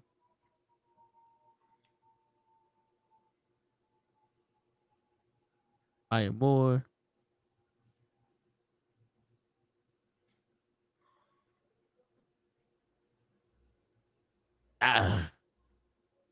You know what the WNBA needs to do? They need to come out with a movie. Get canceled. Nah, they need to come out with a movie. Because what makes the NBA interesting is when they do the fucking 30 for 30s, the Last Dance, the court is home. You know those documentaries they have on HBO. Fucking He Got Game, Love and Basketball, all those movies. Even fucking Uncle Drew. Like the only WNBA movie they got is Joanna Man. Wow. Think about it. And Air Bud. Yeah. Because it was a bitch. You know what I'm saying? Like, yo, come out with a movie. Let show some shit. Fucking Air Because Bud. we could talk about the way women do shit is crazy, but that's the tone of the show conversation. Niggas is My not man equal, bro. said- I mean, Fucking, I'm sorry. I'm trying not to laugh about Air Bud.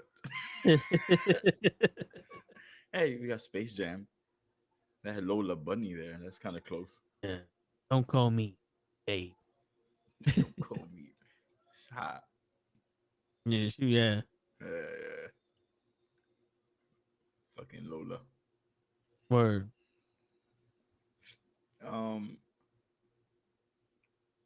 When is the NFL draft? April 25th. God damn. It's like 3 weeks from now. Holy shit. Shit feels like an eternity. Yeah, April 24th to the 26th.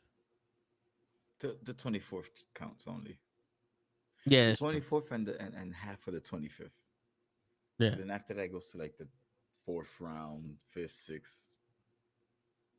That's when you get the New York Jets draft. Who? Yeah. Yeah, Absolutely. it's funny because my pops would do that for every pick, and my brother would be like, "You don't watch college football. Of course, you don't know who the fuck these people are." That's true. It's like if you don't watch college football, you don't know who the fuck anybody is. Yeah, exactly. It's like, oh no, I know who Wayne Gretzky is. Like, yeah, cool, but he ain't playing. I don't know no one. After every draft, I literally YouTube them. Yeah, Like, who I drafted? College highlights. Oh, But he's good. but you know what I hate about the college highlights? They only give you like the best passes he ever did, Of course. and I'm sitting like, well, at this point, just insert player here, because they all. It's almost like they just AI a player into the same fucking highlight. It's like I just see the same throw and the same catch be made. It's like, oh, dope, cool. What happens when there's a blitz coming? I want to see, this guy get tackled. Like, you ever seen Draft Day with Kevin Costner? Yeah. And Rings a bell. yeah, it's I think I've also the dude who played Black Panther.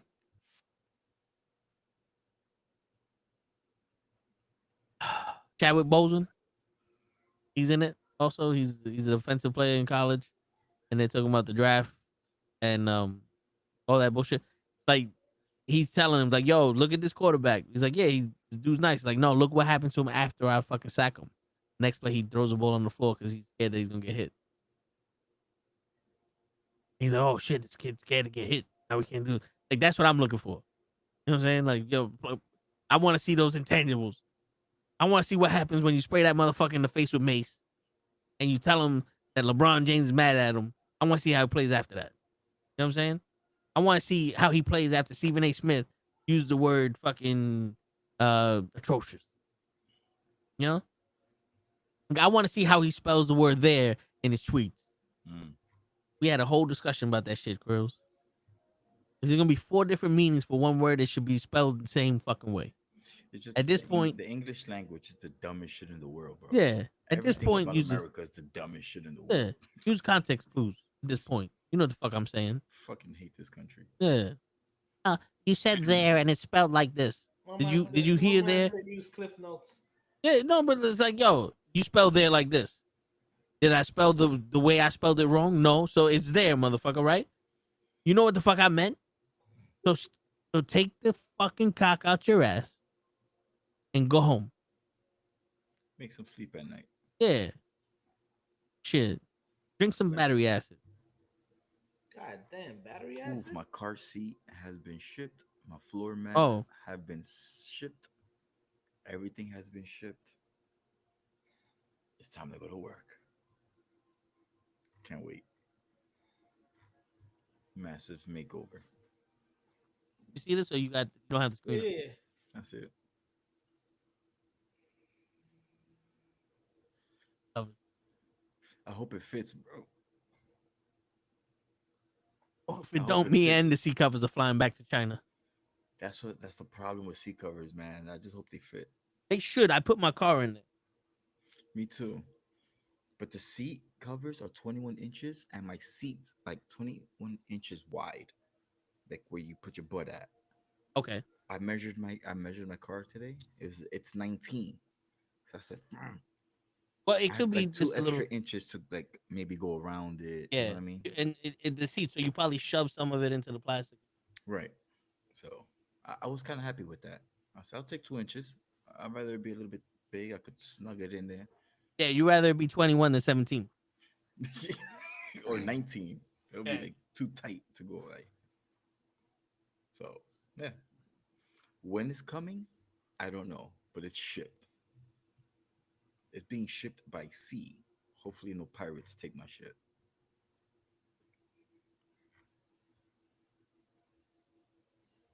Time will tell. Hopefully the pirates take my shit. Yeah, it's being shipped by sea. What the fuck, bro?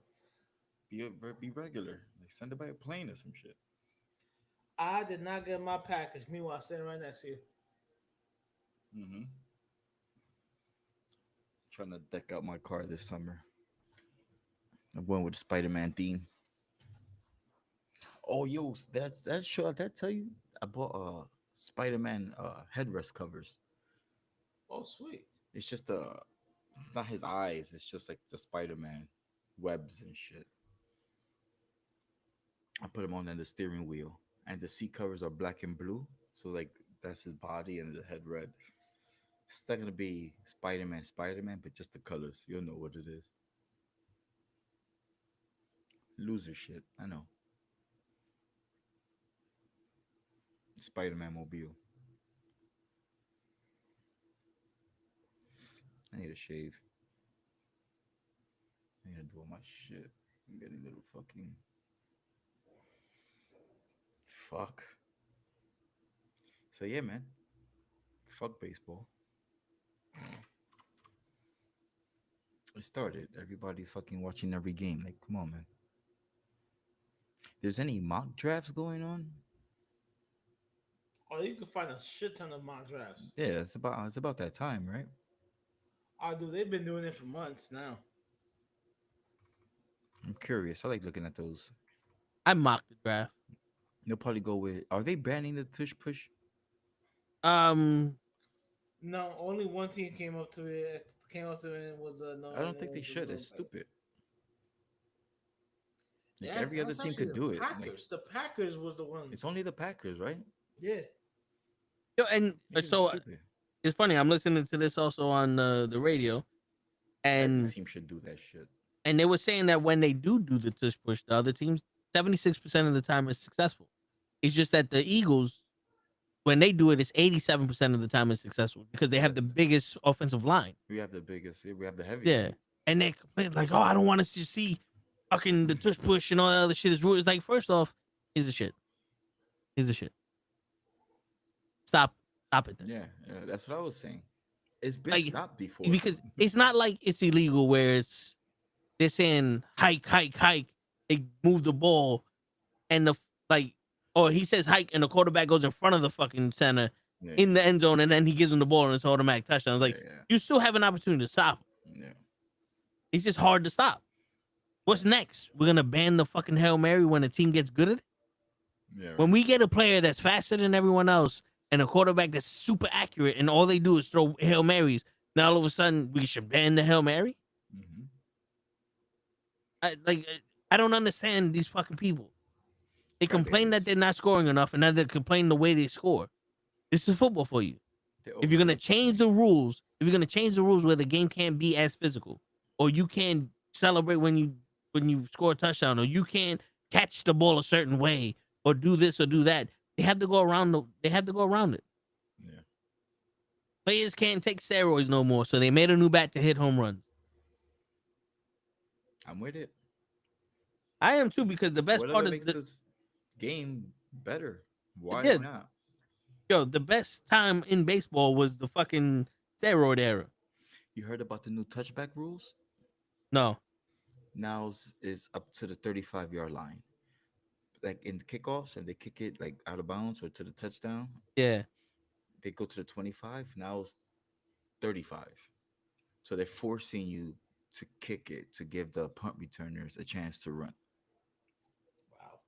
Which is pretty cool. The overtime rule is in full effect. Both teams are going to get possessions. Even if you score the first time, the other team gets a chance. That's finally. Wasn't it like that before? Nah, it was dog shit before, bro. No. It was so Whoever scored corny. first one. Remember the Chiefs and Bills, that iconic Yeah. game? It was like fucking 30,000 to 30,000 points. Yeah. The Chiefs won the toss at overtime, and they scored a touchdown, and that's a game over. Like, the Bills didn't have a chance to retaliate. Like, and I think that's so corny. Yeah. It was a corny rule to begin with. Because I remember, didn't they have the thing where it was like, if you scored a field goal, you won. But then it was like, if you scored a field goal, the other team has the opportunity to score a touchdown. Right? If you scored a field goal, back in the day, if you scored a field goal, the team has a chance to. No, back in the day, if you scored any points, the game was over. Oh, it was over? It was sudden death. Yeah. The whole you get a second chance to score. It started about maybe 4 years ago. Mm. So it's Still, relatively that's so corny. It doesn't make sense logically. Like, what the fuck we doing in overtime then? Like, Yeah. you're gonna just play to score a field goal? Why are we playing? Nah, remember, you got a time clock. That's The true. time runs out, nobody score, you got to draw. Yep. But I'm happy with that. They don't even Yeah. give you the crayons. Give them a shot, bro. I'm happy with that. Now we can see some shit. Whatever. Like, it's an entertainment business, bro. Entertain us. So, speaking of entertaining, I know you guys don't watch much hockey, but there's also the controversy of the whole shootout after. Because when you go into the overtime, I think overtime is like one half a period or something. And if you don't do it there, they go into a shootout. I love shootouts. I don't know too much about hockey, but I like watching shootouts. The one-on-one with the goalies, I think is fire. They be juking the shit. Yeah. That should be. They nice with them sticks. Pause. Don't they do the same shit in soccer? I don't know when they do that, but I love when they do shootouts too in soccer. Because at that point, Even it's though I like think it's a cheese, and I don't think it's. And I will argue that it's easier in soccer. yeah, The size of that goal, bro, it's crazy. is huge. Like, you can't jump that. Yeah. You can't cover that much feet, bro. Yeah. I'm sorry. No, If you guess wrong, it's over for you. You can't redeem yourself. Yeah. No coming back. They need to fix that. He They ain't gotta make coming it back, more man. Word. like hockey. Like their goal is like the goalie's thicker than the fucking goal. That shit is tough, bro. I Yeah. just don't understand. I don't understand the rules in hockey and like positions, so I don't know who's supposed to do what. But I just know it's difficult. It's 3 periods. It's nonstop. They just right. I don't think So they have a halftime. They just no, three. Yeah, it's three periods. no, But straight yeah, and they fight. yeah. It's hockey is kind of like basketball and soccer, but on skates. Yeah. And But that shit is hard. You and been ice skating, son? That shit is I tiring. haven't been ice skating since I was a kid. That shit ain't easy. Nah, especially like playing defense with a stick in your fucking face You gotta skate and then having to backwards and fight shit. somebody. Yeah. These motherfuckers, remember, when they go, all right, game over, we got to fight. The refs go, ahead. I think they should take the fighting out. That's just my personal opinion. Well, that's the Niggas reason why can't people f- watch it. Yeah, if you can't fight in any other sport, why that one? This kid's watching. Like, come on, man, stop it. And it's not just fights. Some fights be crazy, like teeth flying everywhere, bloody. So Yeah. I don't know. As an adult, it's cool to watch. Watching with your friends, you fucking got beers. Oh, fuck them up. Well, I mean, I I don't truthfully, think I that's a like the sport. I like the old format. Whoever With scores hockey first wins. and football. Yeah. Yeah, nah, I like give them a chance to score back. Because if you can't score back, then you really lost. Like you deserve to lose. But not to have a chance is crazy. Like we got to overtime for a reason, right? We still don't know who won. So if the other team scores first, at least give us a chance to score, bro. At least that. Because they do with the field goal, but once you score a touchdown, it's over. Like, what's the difference? I mean, there's a difference there, but like, a score is a score. Like, give the other team a chance to fucking retaliate. You know, I'm just let you shoot me and that's it. I'm gonna lay down. Fuck out of here. I'm gonna shoot back. Stop. Then stop me. Right. Well, then here's a chance for you to stop me. Let's see who really wins. I honestly think it should be whoever's winning, like overtime, game restart 0-0. You have 10 minutes. Whoever's winning the most, whoever's got They the give you highest 10 score at minutes, the they end of give the you game wins. 10 points. That too. Like, if you're gonna give me 10 to 15 minutes, give me another quarter Yeah. and let us just play. And if that ends as a tie at the end of that period, then it's a draw. Because obviously you niggas can't win. Yeah, both trash. Yeah. But give me another quarter, 15 minutes, and just let us go at it like a regular game. And it's gonna be tough because niggas is gonna be tired. So let's see who really wants it. Pause. Yeah. That shit is exhausting, bro. Only hockey I ever played was NHL 2K and air hockey. Yo, Damien, you have no idea. Wayne Gretzky 3D hockey was the best fucking hockey game in the world. Yeah, I got you right now, Nintendo. Mm. Yeah, I like the shit. NHL hockey. The one with not Wayne Gretzky. Mario Lemieux. When he was on the cover. I think it was 98. 99. That's what made me. I'm a Pittsburgh fan. Like I don't know shit about hockey, but I'm a Penguins fan because of Mario Lemieux. And then the next best player we had after that was Crosby, something Crosby, For what?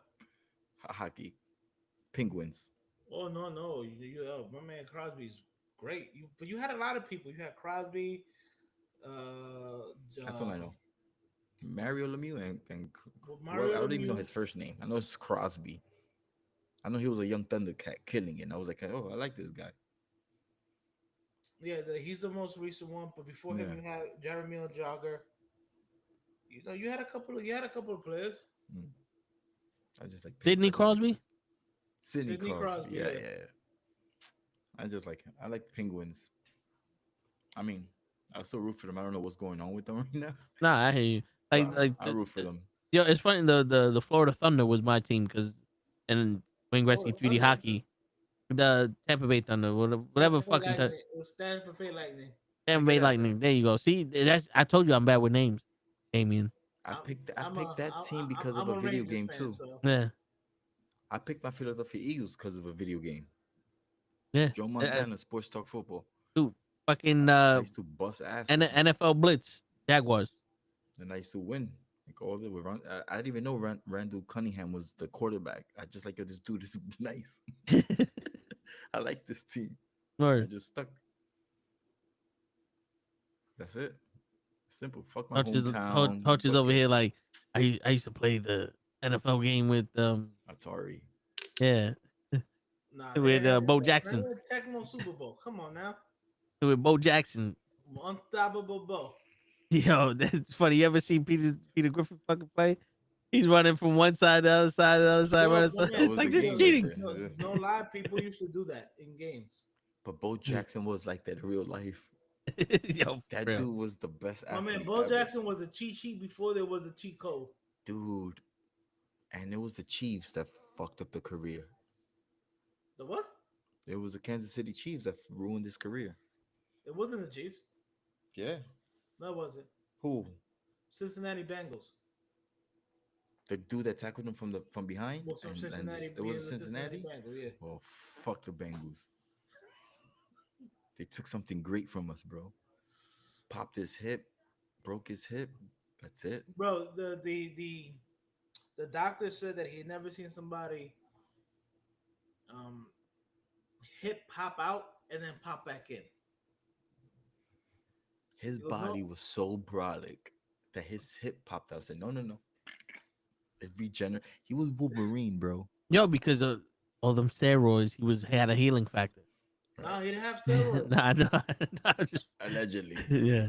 No, But- it legit. Like when he wasn't like in high school and college, he never went to the gym. According to him, he never lifted weights. That was all corned beef hash and ribs. You know, he was He- country. He was country. yeah, so was he worked mad on the country. fucking On the farms. Like Brock Lesnar. Always Yo, running. my man, he and- was country, and if you see him now, like he hunts. Bo he Jackson makes is bow and country. arrows. Yo, Bo Jackson is country. Yeah. So when they go country strong, that man was That's country strong. Yo, that's Alabama strong. Yo. Their Brock is country, right? Look at And that he- dude. and the Natural. crazy thing is he didn't even- big dude, bro. Crazy thing is he didn't even go to Alabama for college. He went to Auburn. Telling you, I'm about to go to the country and have kids. Make them niggas farm. Word. I don't know shit about That- farming. That hay ain't light. Dude, the farm life is wild, bro. They wake up at 4 a.m. and bust ass until the night. Yep. Want to be a cowboy? It's nothing but work. I like that shit. It's not that bad. I mean, shit, we do You ever worse. been farming? Yeah, when I used to go visit my family in DR when I was a kid. Nah, yeah, you farm, but you ain't live it. You gotta live it. You gotta Dude, breathe. truthfully, my cousin used to get mad at me because I You would adopted look forward. farming. Niggas was Out. born in it. And molded by it. No, Molded by it. look, by the time I was born, my grandfather still had farmland, and he still had a house over there. But most of my family lived in the city. I used to love going to his farmland. Bro, I you wish woke I up lived at that- you woke I wish you I woke grew up up at, that way. you woke up at 4. You did your chores. Now, mind you, he had his land, his house on one far side of the farm, on one side of the land, and his farmland on the other side. Like we would have to go round up the cattle. This motherfucker had a horse. Yeah, that shit was huge, I mean, I've heard the stories. bro. Like, my man, I used to look like this, like. It should have felt like that should felt like it was like 9 feet tall. That good steak. All muscle. Nah, it was that was his horse.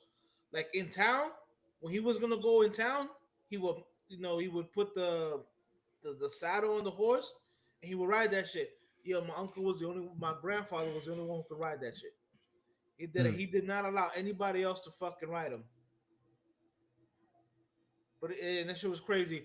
But the reason I used to love doing it was because you woke up early, but if you did your chores in the afternoon, you can go to El Rio, the river.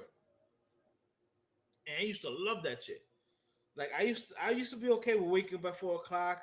You know, getting the eggs from the chickens. You know, rounding up the cattle or make sure you took them to graze and to then to drink water. You know, all that shit was. I mean, I grew up in the city, bro. Yeah, I had four walls. You know what I'm saying? I go to DR and I see all this shit. I was happy, bro. That's how I learned how to fucking climb a mango tree because my cousins would climb the tree and then throw down the mangoes that weren't ripe. Them just be fucking hard as shit. Meanwhile, they're up in the trees getting all the sweet ones. Had to learn how to climb a tree. You know what I'm saying? My I man Hulch was remember like, "What's this thing I'm breathing? What you call that out air. here?" Dude, I remember one time the little bull got stuck in a like one of these houses in the cemetery. We had to go in there and fucking go get him out. And shit was fucking, but I loved it. I mean, I used to look forward to going and doing that shit when I went to DR. My cousins hated me because I'd be like, "Yo, when we going to the campo," and they'd be like, "Yo, shut up." But man, I used to love that shit. I remember my grandfather saying, "Yo, you want to eat chicken for dinner or for 12 o'clock?" I go, "Yeah." He was like, "Yo, all the chickens are running around. Go catch one." Some Rocky shit. Yo, dude, Yo, my grandfather Rocky was just a looks real one. stupid chasing that shit. Yo, my grandfather was a real one. Man, he rest in peace. But he was like, "Yo, you want to eat chicken? Go catch one." Shit. And like working through a rock at that shit. How No, how yo, he sweet the told legs. no, he would not let you throw a rock at it. You had to go catch it. Oh, I'll catch it already. Yo, my man, I remember I was like maybe like 6 or 7 when I saw him grab one and just snap his neck. I was like, "Oh!" Nah, that's violation. Yo, just snapped his neck right there. Like he took his wings and crisscrossed them, snapped the neck and threw it on the floor, and that shit was just like, just. I was like, "Oh shit!" Yo, my grandfather was a real dude. He would walk around with his fucking machete on his fucking side. They're like, yo, my man, old school, bro. That's how you gotta do it. He had two donkeys. He, what the like his horse was like it was white, but it was like a stallion. Like that shit was majestic. Shit. Bro, to One tell you the horse. truth, it was like the most fun I used to have when I was a kid was going go to his farmland. I was on a farm once. I helped somebody clean it up. I wasn't fucking with the animals. I'm the type of person I don't mind doing hard work, but I cannot have grass on my feet. I cannot walk barefooted on grass. I don't like the way that Man, shit that's feels. when people talk about that guy country strong, I realized my grandfather passed away when he was 90 something years old, and when you shook his hand, he still had that strength. I was like, Shit. that's that country strong shit. That's that country strength, bro. It was That's that hard knock life. that, yeah, dude, that's a Just hard. telling you, that's where it's at. The dude was just, my man was just solid. Like I can see when people say, "Oh, he grew up on a farm, man. He country." I'm like, "Oh, he brolic." So, my man, they be moving trees and boulders. You know, tractor. No. Straight up strength, raw. Oh, yo, you gotta go wrestle a cow. Shit. Bro, you want to eat steak? You better go wrestle that cow. Crack that Shit. shit out that motherfucker. That's why I hold you over here like I like veal. Yo, bro, it was simple life, but I used to enjoy it. Like I said, you woke up at 4, between 4 or 5, you did your chores, and then you came back to eat at 12, and then after like 1, 2 o'clock, you can do whatever you want. No, like the craziest thing was I remember on the land where he had his house, we would play either tag or hide and go seek, and there was a lemon tree that used to be able to climb. But on the farmland, he had like 2 sheds, and in one of them, man, he had a casket. I remember the first time I opened that shed and I saw that casket, I was like, yo, what the fuck is that? You know, my cousin, being a dick, was like, oh, that's where Dracula lives. Huh. So I'm like, yo, that nigga got Dracula in there? Now, mind you, I'm like 7 years old, so yo, that's Dracula in there? I was like, I'm good. I'm not going in there. Word. They're I like, take your no, word go, for it. go in the shed. It's like, nah, nigga, you can go. I ain't going in there. Word. I said, Dracula in that. I might be here in the country, but I'm still from the city. Mm-hmm. No, I'm good. Word. But it was a simple life, but it was fun. I used to love it, bro. Hey, shit, not for nothing. Anything beats the city. The only thing that the city wins at is the stores. Motherfuckers never close. Laziness. Yeah. Yeah. Like I go right now to across the street, go to the store, get me a sandwich, get me something. You live in the country, 6 o'clock, that shit closed. You better have food in your refrigerator. That's where the If you got a refrigerator. yeah, that's where the fucking the butter and the and the bread come in. Oh, you missed the Chris. We were talking about butter sandwiches. Mm-hmm. Shit. Water. Word. Yeah. I mean, yo, my man said he never. What was it you say? You had a cookie. Oh yeah, I don't dunk my cookies in the milk. I don't have cookie milk. Yeah, I don't like dunking my shit. I like keep my shit separated. Yo, you can ask Kryllzzz. Everything I eat is a meal. If I Yeah. get a bag of chips and a drink, I wait until I sit down to eat it. I don't do that shit on the way nowhere.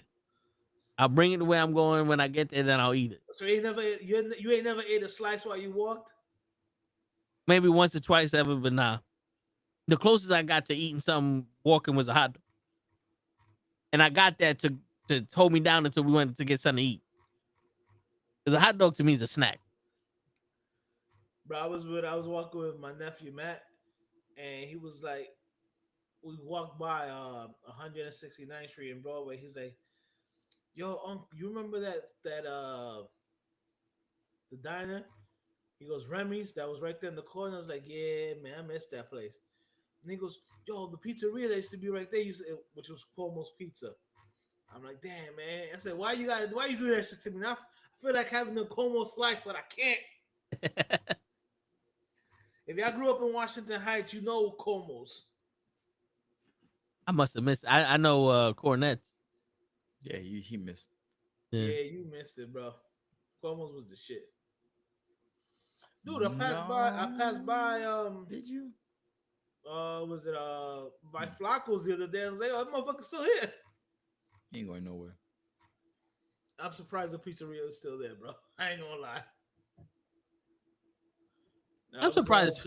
I'm surprised Familia's there because them motherfuckers ain't got good pizza. Them niggas is trash. Bro, them niggas have I never liked them. Yeah. The motherfuckers have moved like 3 times because one time they were in the same block as Coogan's. Yeah. Starbucks. Yep. Yeah. And then they went and were behind the A train entrance where it used to be Dunkin' Donuts, and it also used to be was it the Wiz? I think it was also called the Wiz at one time. Now it's the Familia's there, and I'm just like, yo, what the fuck? And remember the Wiz? Nobody beats the Wiz. Nobody beats the Wiz, brother. Shit. It was either that or it was a Radio Shack. I think it was a Radio Shack, a little small Radio Shack. Yo, I remember going into the Wiz and being like, my pops would because we knew somebody from PC Richards, so we never bought nothing from the Wiz because it was too expensive. But he would always go to the Wiz to open up them drawers to get the coaxial fucking connections and all other shit. Like, I need this cable, I need that, because you couldn't find that shit nowhere else. This shit was like a fucking hardware store for electronics. Yo, the Wiz, yo, the Radio Shack, bro, shit. Yeah, man, these kids don't know what it's like. Grow up, fucking kids. I'm surprised that when they said that Radio Shack was going out of business, I said, really? That motherfucker's the only place to have everything that you're looking for electronic wise. Yeah, but those motherfuckers were sons of bitches, though. fucking DVD player is $300. Then they open up a Best Buy. That same DVD player is fucking $80.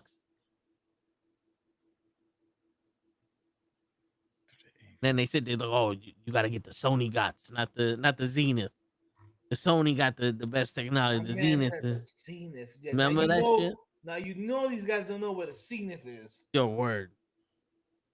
The Z was made out of a lightning bolt. That was the first TV I ever remember getting. Zenith. Whew. Shit was 80 pounds too. 27 inches. That was back in the day when 27 inches was big. Now these women got bad expectations. My man, 27 inches and like 400 pounds. That shit was heavy. Yeah. I got 243-inch TVs in front of me right now. That's because of my upbringing. My pops would find a TV in the street, get it fixed, and put that shit somewhere. Every room had 2 TVs. Never bought one of them, but we had 2 TVs. Because, yo, you could go to an electrician and be like, yo, $50, they changed a little piece. Shit worked like new. We had one TV that the audio didn't work. So we had another TV that played the audio, and that one played the video. So it was just like, yo, this one had the better picture, this one had the better sound. We just watched them both at the same time. It didn't matter where the audio came from as long as we heard it. Shit. And they had the surround sound systems. My man said I had 2 TVs twin together, one for the ride, one for the audio, one for the visual. Yep. That's crazy. Shit, we had 2 TVs, one to play video games, one to watch TV. Shit. It was beautiful. Just don't understand. Don't know. They don't know. I'm about to skedaddle, guys. We're playing video games, watching TV, and doing your homework at the same fucking time. All I have to say is, Ray, what did you do, Ray? What did you do, Ray? Word. But on that note, ladies and gentlemen, it's your friendly neighborhood knuckleheads signing out. Peace, everybody. Come back tomorrow. We're talking more shit. Okay. Officer Doofy.